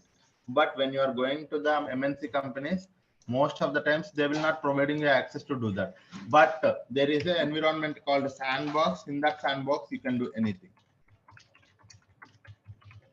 But if you look at the prod environment, they will not provide you no access at all. Okay, if you wanted to practice anything, you can go and do it in the sandbox. But in the startup, you will be providing an access to all of the things. You can able to work with that. So this is what it is. Okay, yeah. You will team BigQuery with loading files with the real-time scenarios. Yes, guys, I will teach. It's not team, right? You will teach. Yes. So you will teach BigQuery with loading files with the real-time scenarios. Don't worry about that. We will be having a plenty of such scenarios. Data proc, data flow, everywhere we are using the BigQuery. And I will take some CSV files. I'll upload it to the. I'll upload them as a. I will upload it to. Sorry, I will create a tables on top of those CSV files. And one more thing also, what we will do is like we will automate that process. Okay, as I told you, I don't want it to manually do it tomorrow.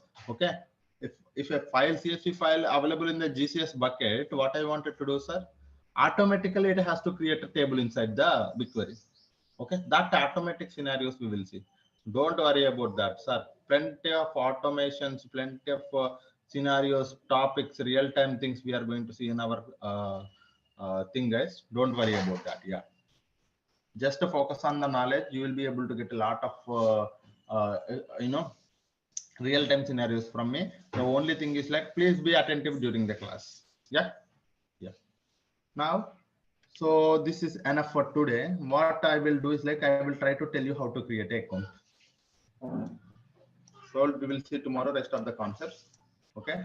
Now let us see how to create a bucket. Sorry, it's already 8:20, guys. Okay. So let me. Can we see it tomorrow or shall we see it today itself? Sir, I would tell you. Some people are asking for the. Yeah. Some people are asking for the slides and some people are asking. So slides I may not be sharing with you, but what I will do is like I will share you the material. Okay, what is that material?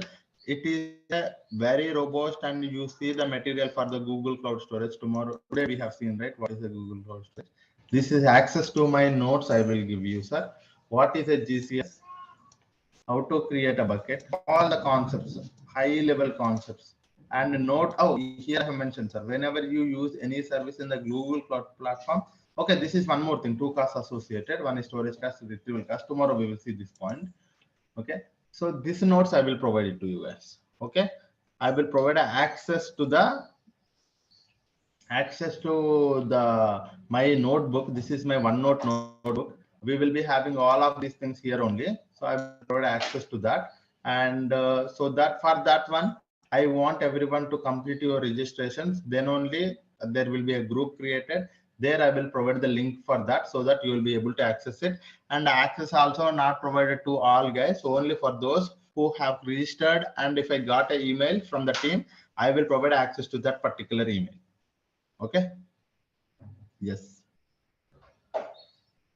Yeah. So please complete your registration tomorrow. So please remember, make me remember, sir. Tomorrow, first thing we will create a bucket. We will create an account. Okay. Later only we will see the rest of the things. Yeah. Because it's already 8:20. Even I am having some other tasks. Yeah.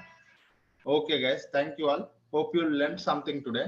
So I want you to learn everything, almost everything, every day, whatever we are speaking. If you are unable to understand, please try to ask me. So that wouldn't be a problem. You can raise a question. You can raise anything. If you wanted to see a real-time things also, you can do. Okay. Complete your registration to get the notes, guys. Okay. Thank you all. Hope you learned something today. Thank you all.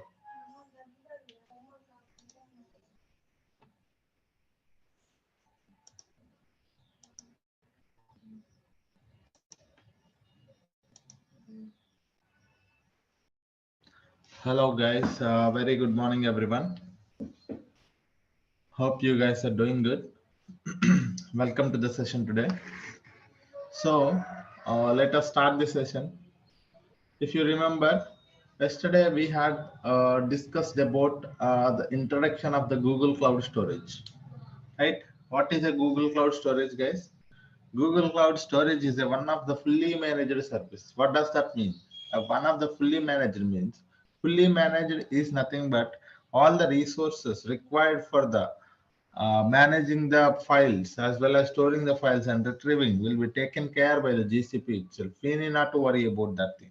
The only thing we have to worry about is like how to create a bucket and how to upload a file, and after that how to make sure the data is controlled, and need not to worry about the resources required to build this GCS. And one more thing we have to worry about, what are the storage classes we need to take care of it, and the location as well as object version.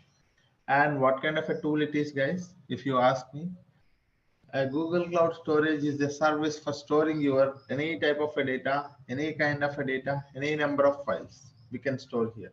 And how the Google Cloud Storage operates? Google Cloud Storage operates via bucket, okay, and objects. What is a bucket, guys? A bucket is nothing but a container to store your objects. And what is your file object, guys? Object is nothing but a file. Okay, it allows worldwide storage and retrieval. It is a scalable and secured platform. So this is all about a introduction to the Google Cloud Storage. Now the question is how to create a bucket. Sir, as I told you, if I wanted to work with any of the service in the GCP, there are two ways. One is via console, one more is via command line tool. Okay, so let me open. Okay, so if I wanted to work with a interactive,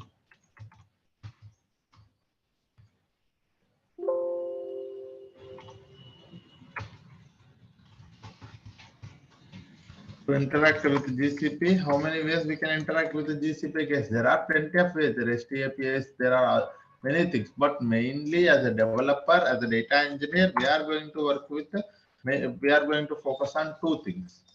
Okay, that is, one is user interface, that is what we call as a console. One more is command line tool, that is your shell or SDK. Okay, so this is these are the two ways that we can work with.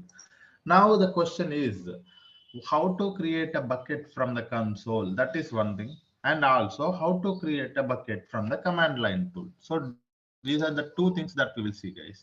Okay, so now let us see. Let me go to the console and tell you how to create a bucket and how to interact with the, and while creating a bucket, what are the things that we have to take care, one by one we will see. And likewise, how to create a bucket from the command line tool. That means with the help of the commands, with the help of the Linux commands, how to create a bucket also we will see. Okay, all of these things one by one we will see. Okay, for that one, let me go to my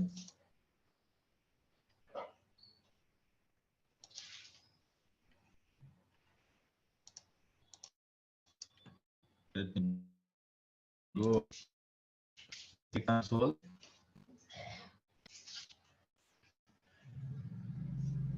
Okay, login in. I am logging into my console, guys.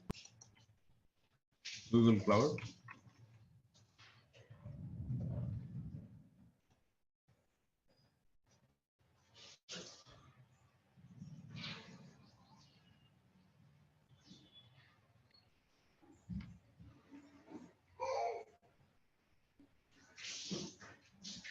Okay, so let me first give you an introduction to the Google Cloud platform here, the interface. So when you logged into your Google Cloud, so this is how the interface looks like. Okay, in the interface top left, you will be able to see all the services. This is your navigation menu where you will be able to see all the list of services or the products available in the Google Cloud.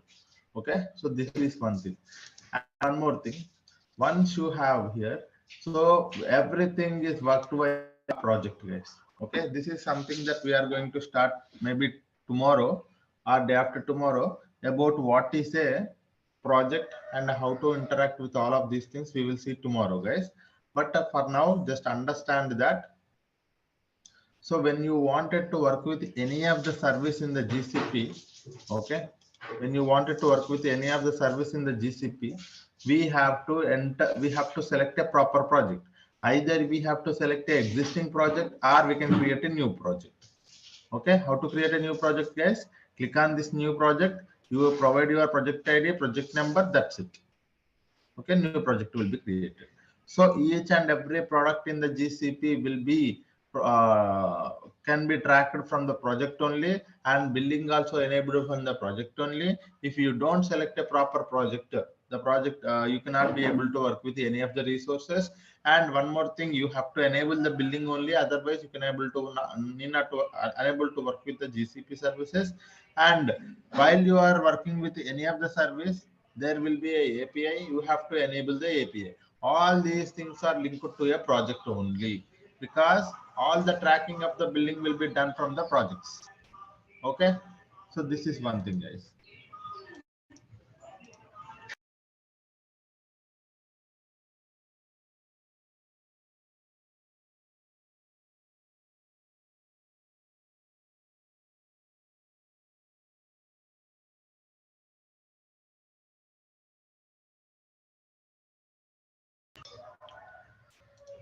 Okay, now once you have here, sir, if you wanted to work with any of the service in the GCP, either you can go to the left navigation menu, select that service. Like if you are working with the Google Cloud Storage, you can select here.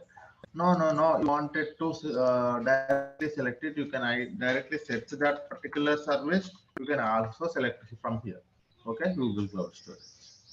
And after that, sir, there is a free trial status, how much amount of money that is left in your free trial status and how many days it is, you can able to see from here.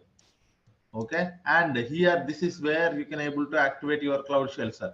If we wanted to work with the Cloud Shell, nothing but a command line tool, where this is where the place you have to go and click on activate the Cloud Shell. When you click on activate the Cloud Shell, one more at the bottom you will be able to see a command line tool will be opened for us. It takes like almost 30 seconds. For the first time it can take 30 to 40 seconds. You see here a Cloud Shell terminal will be opened for us. Okay, so this is a we will see what is actually a Cloud Shell and what kind of a tool it is and how to an introduction to the Cloud Shell also I will tell you guys. But now let us not worry about that. And after that, this is where you will be able to see all the notifications when you create a bucket, when you delete a bucket, when you move something, you will be able to see here. And the settings, if you wanted to go to the project settings, you can go for from here. And all the, if you wanted to add one more account, a sign out account, and you wanted to look at your account details, so from here you will be able to do it. So this is all about the interface of the Google Cloud, guys. In a Google Cloud, you will be able to have a navigation menu for selecting the each and every service, or go to the search box for selecting a proper service. And one more thing is like, you can select a proper project here. Either you can select an existing project or create a new project. And here you can go to the project settings as well from here. Okay, and one more thing is like activate Cloud Shell. So you can able to see the Cloud Shell was activated. You will be able to see. So whenever you are working from the console, also the very first thing is like you select a project, right? Likewise, whenever you work from a Cloud Shell, also you select a proper project. Okay, so this project by default the this project is selected. How I know every project is tracked with the help of their project ID, guys. So this is your project ID, Arboreal Avatar, right? Here you see Arboreal Avatar. So this is your project ID. And if you wanted to select one more project from the Cloud Shell, so the thing here is like you have to mention this one, Google Cloud config set project, and that project ID you have to mention, so that you will be able to enter one more project. And here from the console you wanted to go to a one more project, you directly click on that one. So like how you are clicking on this one, you click on one more project, that project will be selected. So if you are working in that project, that means all the billing will be enabled to that particular project only. Okay. So this is what is all about the introduction to the GCP console as well as Cloud Shell, guys. And I want you to understand what is a Cloud Shell also now. Okay, I think, do I have somewhere the Cloud Shell information? No.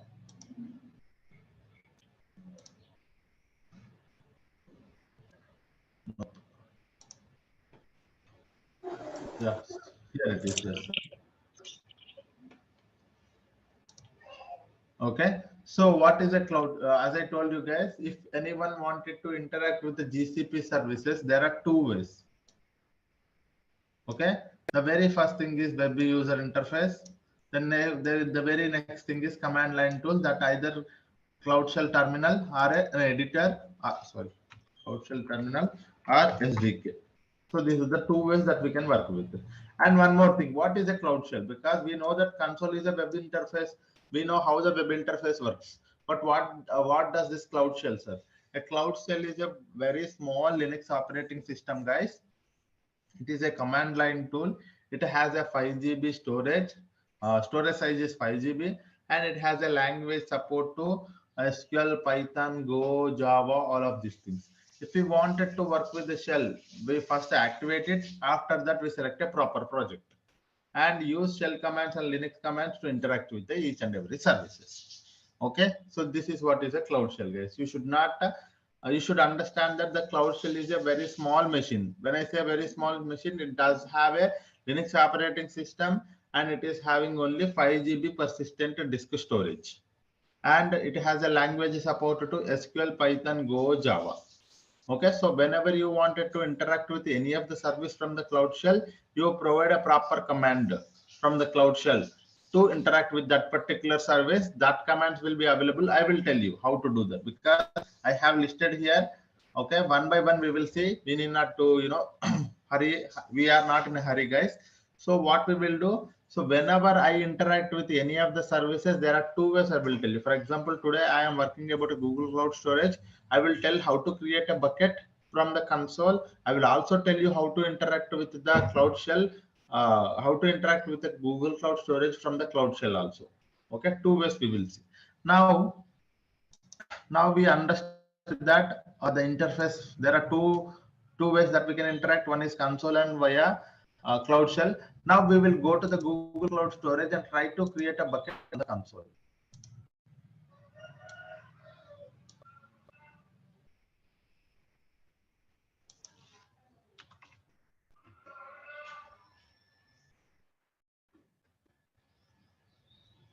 Hello. Yep. I have one doubt, sir. Yeah. So, what is the difference between this Cloud Shell, which are working with the Linux operating system, you told, no? Yes. What is the difference between this Cloud Shell and the SSH? During the compute engine we are creating now, so there we are getting into the SSH. The same screen is getting what different thing is there? Where we will be able to interact with each and every service in GCP. And one more, this SSH terminal is only for that particular virtual machine, right? So you cannot interact with all the GCP services. If you want to interact with that particular virtual machine, what you provide some commands. You wanted to upload some file, you wanted to delete some file, you wanted to see some information, you wanted to access some information, you wanted to provide some permission. So all of those things are related to that particular virtual machine. Okay, there also you will be using a Linux commands, and those commands are also similar. But the thing is, like, it is only specific to that virtual machine. But here, Cloud Shell is a overall service or in general service or a primitive service where you can able to interact with each and every service in the GCP. All the resources, all the permissions, everything can be done from the Cloud Shell as well. So that is the main difference, guys. Okay. Okay, sir. Then what is the purpose of SSH, sir? We can directly interact with what are the comments we are giving in SSH? The same No. command we can So you have to understand that one more thing is like if I wanted to interact, because see a virtual machine, as I told you, you have to understand this thing as well. A cloud shell is a small machine. When I mention a small machine, it have only the 5 GB persistent disk storage. And when you go to the virtual machine will be having a lot of storage. Sir, I wanted to move a file from a file of 10 GB to a virtual machine. That I can do, but I cannot load it to the Google Cloud Shell, right? Because it has only 5 GB. When I say 5 GB, you can only store until 4.5 GB of storage only. So it's not possible. But when I say virtual machine, you can able to store any amount of data as per your storage requirements. If you have given a configuration of storage like 500 GB, you can store 500 GB also. You can store 1 TB also. According to your requirement, you create a virtual machine. But it is not. It is just a small machine to interact with this and that. But it is not for running a heavy things. Okay, even you go for a heavy complex things, it will not. It will struck because it's a very small machine. But SSH terminal is a very. It's like your shell commands. Okay, you for example, you have a laptop, right? When you go to a laptop, you have a command line tool, right? That's like your SSH terminal. Okay, that means when you wanted to work with your laptop, you have a user interface that you go do this and that. But in the command line tool, you have a command CMD. When you enter a command called CMD in your search button, you will be able to open that command line tool. You can also work with from the command line tool from any of the services. Okay, when you wanted to work with any of the services in your local laptop, so if you wanted to work with this thing, that thing, you can able to work with. So that is like your SSH terminal. Okay, a full machine and its own everything will be controlled by SSH. Not only the SSH. If you open, for example, if your virtual machine is a Windows operating system, then you can again do with a user interface also. Okay, but if you have selected Ubuntu or Debian, so then you can able to only work with the commands only in that case. So that is what that command line tool is, nothing but a SSH terminal. Yeah. Well, okay. Whether that G Cloud and GS Util, both commands will work in SSH. Of course, yes, it will work. G Cloud commands will work, yes. But you have to import it before that. Okay, because SSH terminal is specific to that virtual machine, but it does not understand the Google Cloud. Even though I am working in a Google Cloud, it does not understand. So what you do, you import all the modules. Okay, when you import all the modules, it will work. All the module fits. So we will see in our upcoming classes. Okay. Yeah. Okay. So guys, Google Cloud Storage we are seeing, right? So how to create a bucket and how to interact with the how to create a bucket, how to create a folder, and how to upload a file inside this Google Cloud Storage one by one we will see now. Okay. So for example, when you are inside a Google Cloud Storage, this is how the interface looks like. If you wanted to create a bucket, click on create bucket. Keep yourself muted, guys.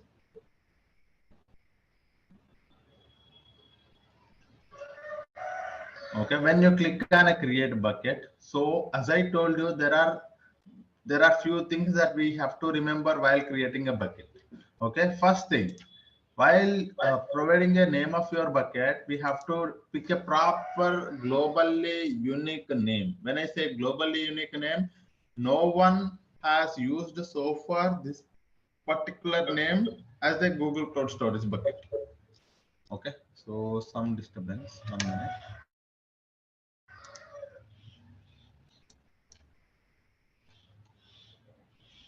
Yeah. So, when I say globally unique name, so far no one has used this name as a Google Cloud Storage bucket. No one, when I say it's not me, it's not you, it's everyone. Whoever so far worked on the Google Cloud Storage, for example, I did not create a bucket with the name of the bucket called a bucket. Okay. But someone might have used it. Okay. So this bucket name is already taken. bucket 1, bucket 2, bucket 3, something like that. If you give a normal name, it might have created by someone might have used this kind of a bucket name already. So you cannot be able to create it. So it should be a properly unique name so that you can able to give that to your bucket. So for now, I am going to give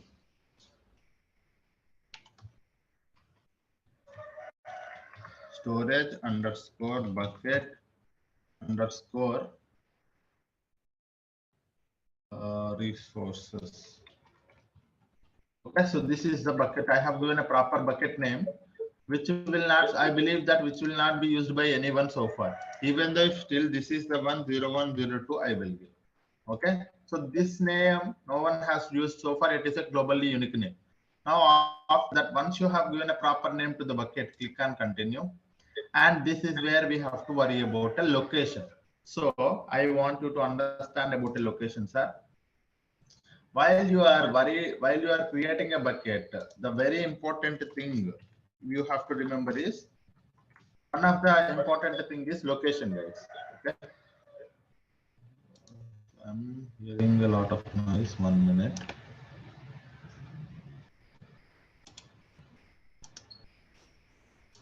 Okay, location. So there are three there are three types of locations available inside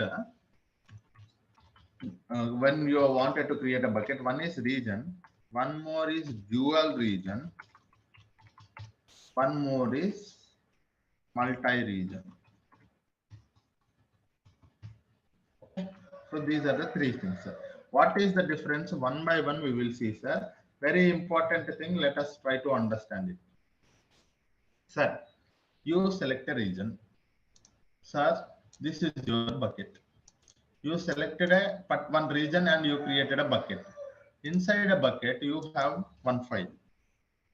Okay, that file is sales.csv. You have uploaded this file. Okay. Now tell me, you selected a region called some US. Okay, instead of that name, instead of names, I will say region 1. Okay, you selected one region 1, we selected one region, and inside you have created a bucket, and inside the bucket you have uploaded a file. Okay, so what happens if this region crashes? What happens? Think about it like this, guys. What happens if this region has a failover? All the data related to whatever the bucket, the data inside the bucket will lose, right? So this may happen for the single region. When you select a single region, if we do not know, there can be no failovers, but in any case, if there is a failover happened at that particular region, all the data inside your bucket will be gone. Okay, so that is the problem with the region. So that is the reason it has a, and one more thing is like a latency will be there, and data loss may happen. Data loss may happen because you have only selected, there is no replication. I would say instead of that one, no replication. Instead of that one, I will say no replication. Okay. So these are the two things. There will be a latency. When I say latency, you wanted to see here. You wanted to get the data from this particular bucket. There are plenty of the people need to have the data from this bucket. But the thing is like many people are accessing. That is the reason there is a latency because of a single region. So there will be a latency and there is no replication. When I say a replication, we will see in a dual region, guys. Okay. Now, if the failover happens, the data will be losing. So I don't want it to go such scenarios. What I will do is like, I will go to the dual region. In a dual region, what happens is like, whatever the data that you have uploaded, right? It will be replicated to the one more region, sir. What it will do, sir? It will be replicated to the one more region. Okay, in a dual region, you have created a bucket with a region 1 and you have selected a dual region. So whatever the file you uploaded, sales.csv, that data, say similar data, the same data will be replicated. One more copy of the same data will be available in the region 2 because it is a dual region. So one more region will also be there the data will be copied or replicated to the one more region. Okay, it is replicated to the one more region. What is the advantage, sir? If region 1 failover happens, or if the region 1 crashes, there will your data will be available all the time. Your data will be available from the this region too. Okay, so this is what is an advantage. Okay, this is what I am calling as a replication. Excuse me, sir. Yeah, sorry. If we delete region 1, data will be deleted in region 2. Both, yes, yeah, region 2 as well. It's if you intentionally delete a data, that means you don't need it, right? So that means data will be deleted in the both the regions, because unnecessarily you don't want it to pay the extra charge, right? You intentionally delete it means both the places it will be deleted. But if you wanted to recover it, that there's a chance. Okay, but if you upload a one file and at any cost you don't want it to lose the data, you go for a dual region. And what is the advantage? Here it is less available, but here less latency,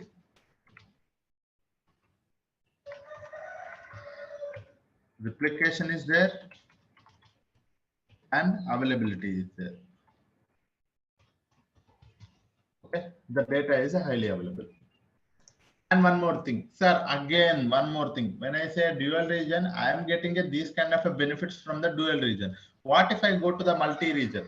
So the multi-region will be selected by those companies who don't want to lose the data at any cost.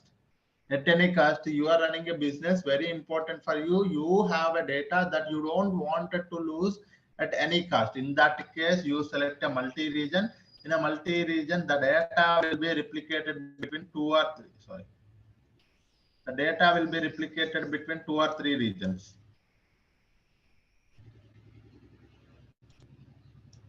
The data will be replicated between what, sir? 2 or 3 regions.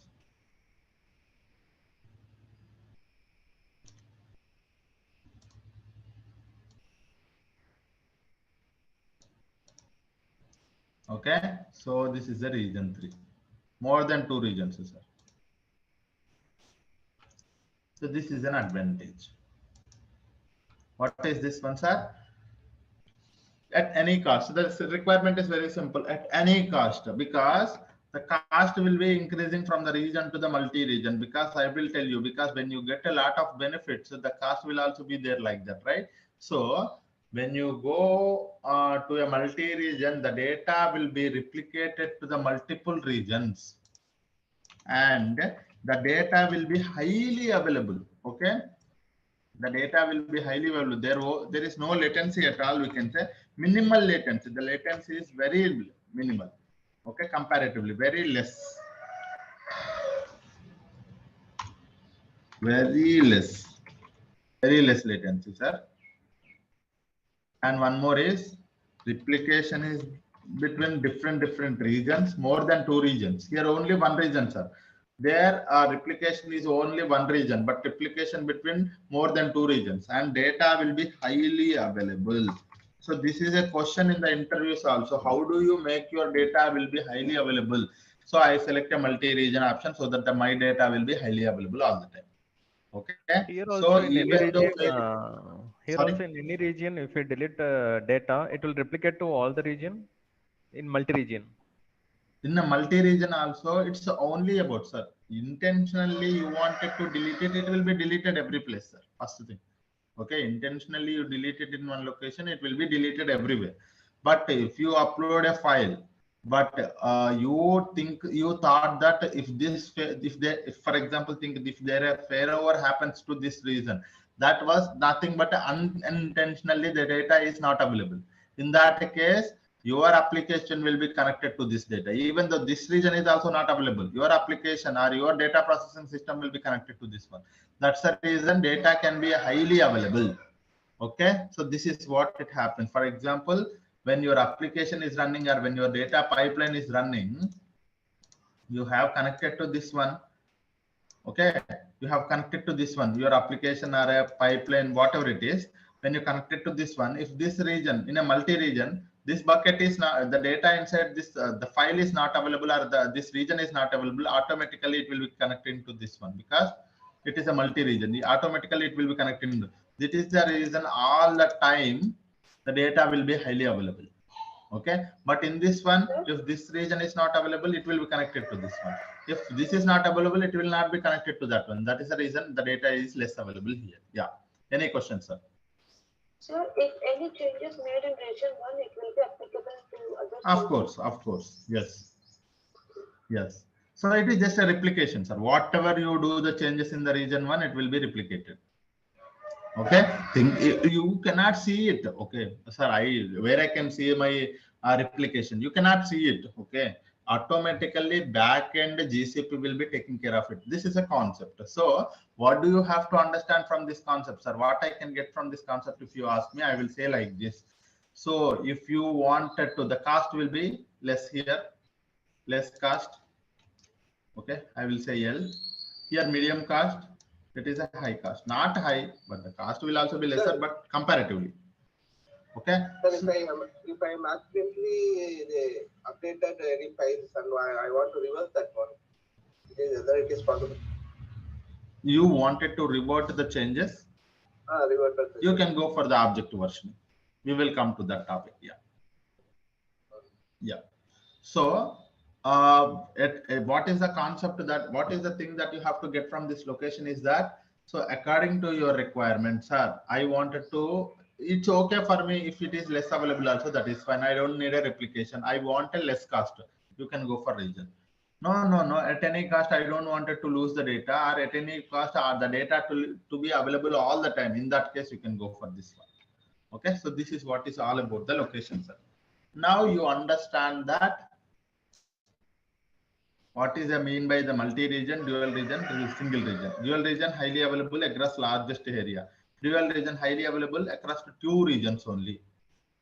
And lowest latency with a single region. So this is what it is. Okay. Now if I select a multi-region, the cost will be, you'll be able to see here, guys. Okay. And if I select a dual region, I will select 2 regions. And the cost will be like this. And if I select a multi-region, the cost will be little less. There is no replication cost here. Okay, so this is how it works. So as per my business, I don't want it to lose the data at any cost. So I will go with the multi-region. And inside that, I select Europe or Asia specific or this one. For now, I'm going with the US multiple regions. So this is the region I have selected. Inside that US, the data will be replicated to the multiple regions. Okay, so this is all about a location type. Once you have selected a proper location, click on continue.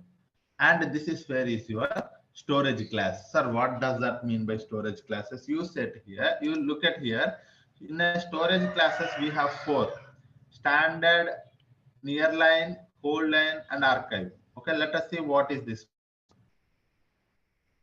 Okay, storage classes.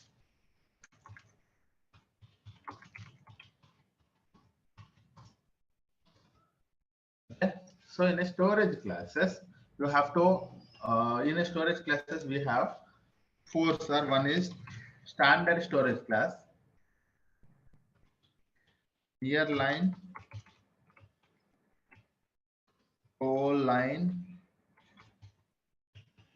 archive. Okay, so let us not worry about these 4, but let me tell you, sir, I have a requirement that I am uploading one file to one of my bucket, and that file I wanted to access it frequently. Okay, what you are doing, sir? You have created one bucket. And inside that bucket, you are uploading some file called sales.csv. Okay, this file you wanted to access it frequently. In that case, you selected the bucket storage class as a standard. Frequently accessed data. Okay, what is this one, sir? If you wanted to access this file frequently, then you can go for the standard storage class of this bucket. Okay, this is your bucket. Okay, this is one thing. And nearline, sir, you don't want it to access it frequently. Your manager told that we are going to access this file, or we are going to retrieve this file, or we are going to work with this file once in a month. Okay, once in a month, then you can go for a nearline. Okay, so this is what is. And one more thing is like, no, it is not frequently, it is not once in a month. We are just accessing once in a quarter. Then you can go for a cold line. And one more is, you can say once in a year. What is this? What are the advantages that we are getting? I will tell you, sir, but just understand the concept. Okay, so if you have a file inside a bucket, if you are accessing all those files inside that bucket frequently, you can select that bucket as a storage class of standard. Okay, no, if you are not frequently accessing it, if you are only wanted to access it once in a month, you can select as a nearline as your storage class, or cold line as your storage class for once in a quarter, archive for once in a year. Okay, so this is all about storage classes, guys. Let me show you one advantage diagram. You will be able to understand it. 1 minute, let me open that. Somewhere I got it.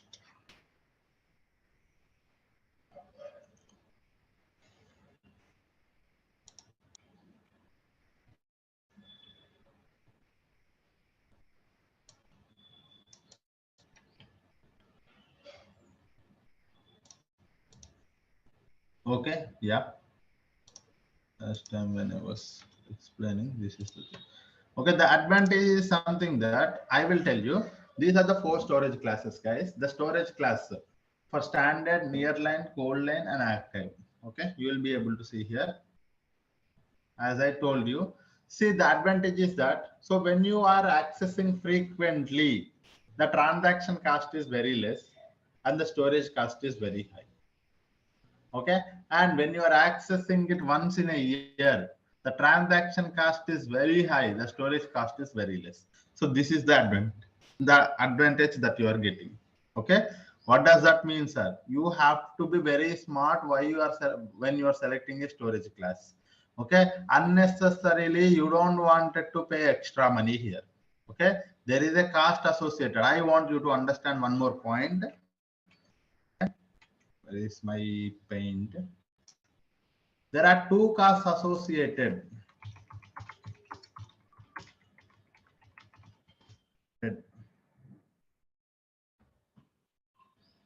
When you interact with a service, any service, there are 2 costs associated, guys.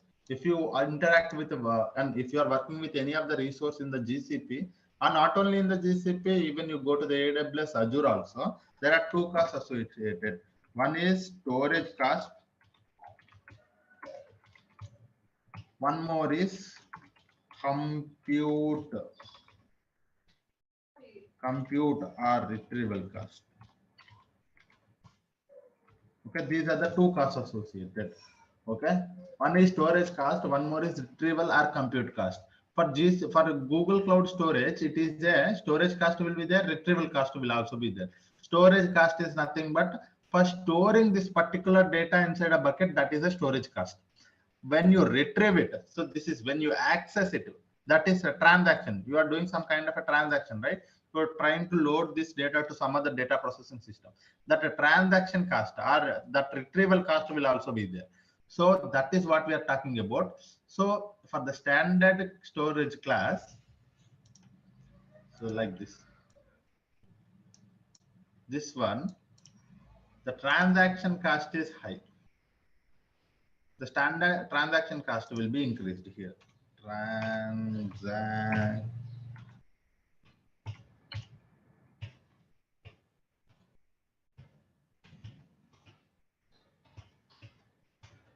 Transaction cost will be increasing.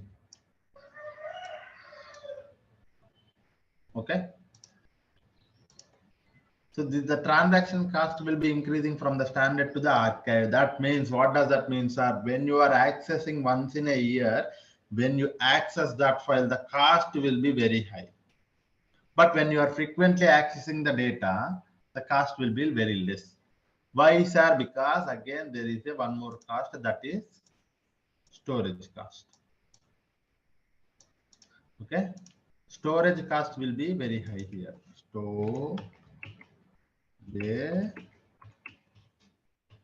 Storage cost is very high here. Okay, so the storage cost is for frequently accessed data. You have to, the data to be available all the time when you frequently access it. That means the storage cost for that particular storage class is higher, because when you frequently accessing it, the data to be highly available, to make the data to be highly available all the time, the storage cost is increases. Okay, and one more thing, archive. When I say once in a year only, because when I am retrieving it once in a year, the data need not to be available all the time. So for the making not available all the time, I don't need to pay extra money. The storage cost is very lesser here, but the transaction cost is, after a very few many days, you are trying to retrieve the data, retrieve the entire data. That means the transaction cost is very high. Okay, so this is how the benefit that you are going to get it, guys.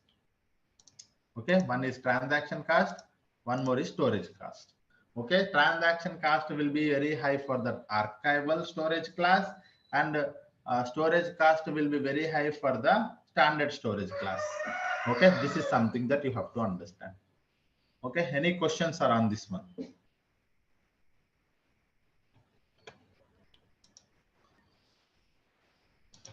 Okay, so this is something that I want to understand. Okay, okay, 1 minute. Some more things are also there.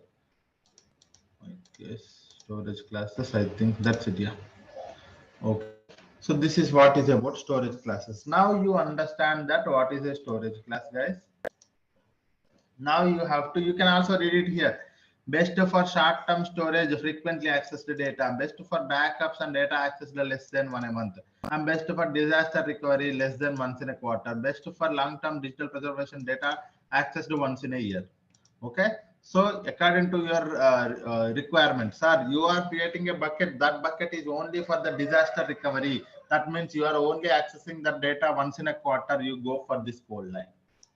Sir, I am creating a bucket. I wanted to use that bucket files inside a bucket all the time. You go for the standard.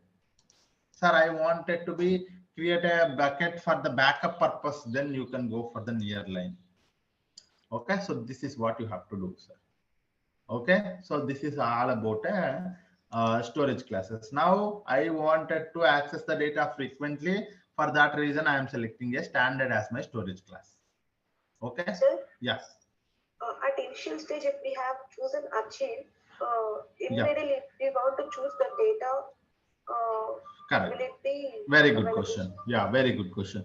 So initially you have selected as an archive as your default storage class, but you later some point of time you understood that this is not going to be an archive. You wanted to be access the data very frequently. That's your question, right?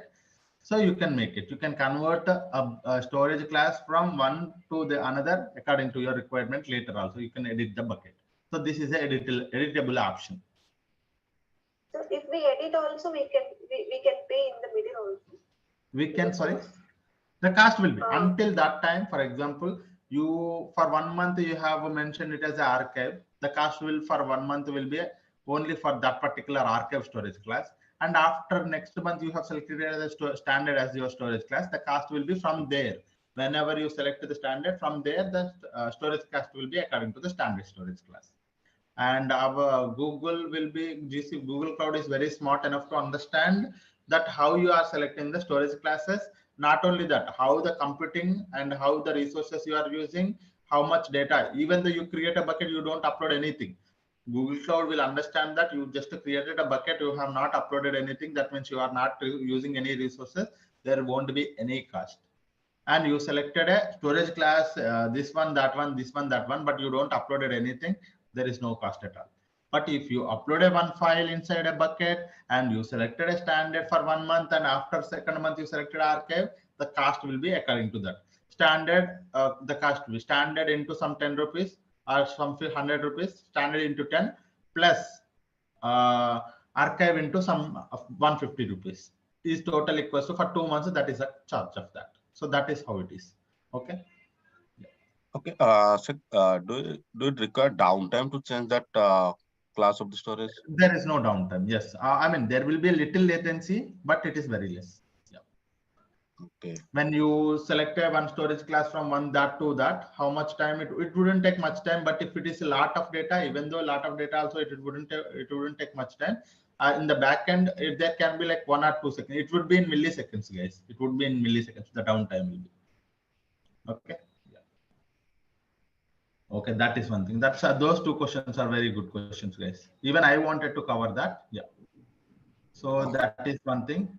And we have selected, now I have selected a standard because I wanted to frequently access the data. So that is something that I have selected. Now, this is where is a very important thing because I wanted to control the files inside my bucket. Very important thing because everyone wanted to worry about the security, right? So this is where we are securing our buckets and files. So very important topic. Please be focused on this one, guys. Okay. So the thing here is,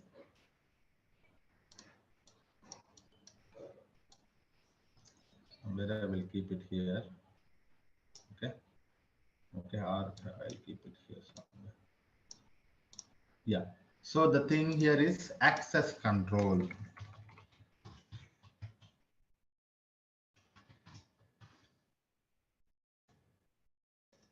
What is this access control? I want you to focus on this point now. Sir, I have created one bucket.